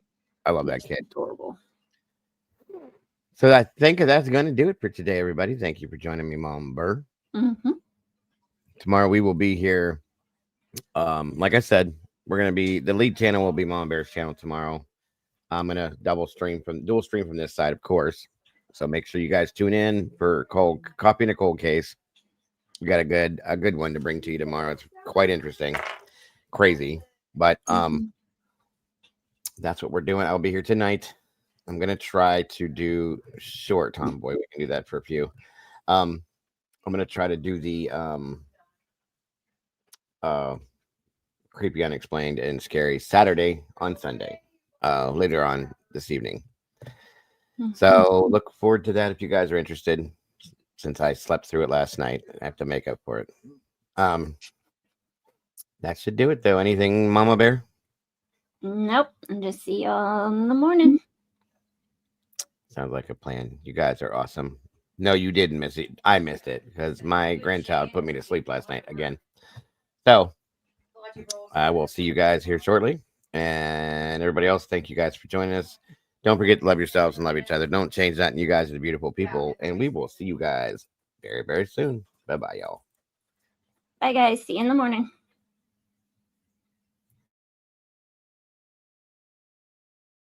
Life's a journey. Let's make every moment a shine. Together we share our hearts so intertwined. Each time you tune in, we're dancing in sync. With every story told, just let your soul think. A little laughter, some love, we're flying high. As we wrap up this episode, it's not goodbye. News on the airwaves, spreading joy and cheer. Thanks for being with us, we'll see you right here.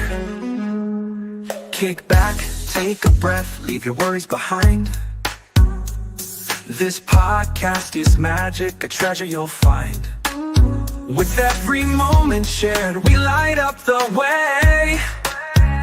Join us next time for more laughs and play.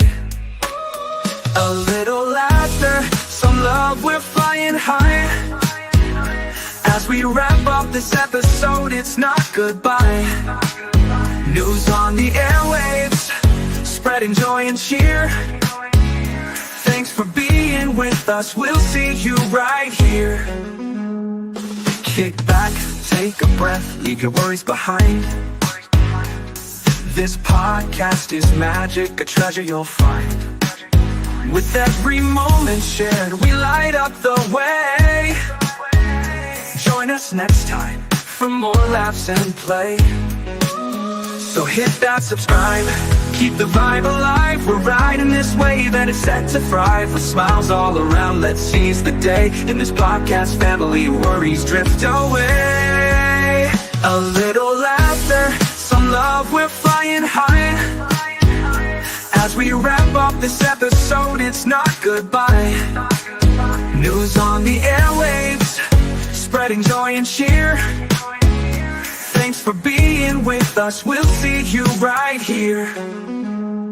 So gather round friends, it's time to reflect. In this joyful moment, what's next to connect? Let's cherish the laughter, the joy that we spread. Together we'll thrive until our hearts are fed. See you next time with stories anew. Can't wait to share more with all of you.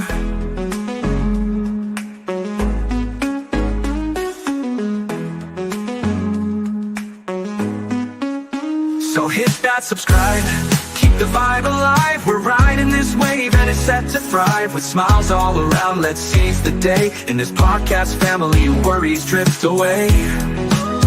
So hit that subscribe, keep the vibe alive. We're riding this wave and it's set to thrive. With smiles all around, let's seize the day. In this podcast family, worries drift away. So gather round friends, it's time to reflect. In this joyful moment, what's next to connect? Let's cherish the laughter, the joy that we spread. Together we'll thrive until our hearts are fed. See you next time with stories anew. Can't wait to share more with all of you. See you next time with stories anew. Can't wait to share more with all of you.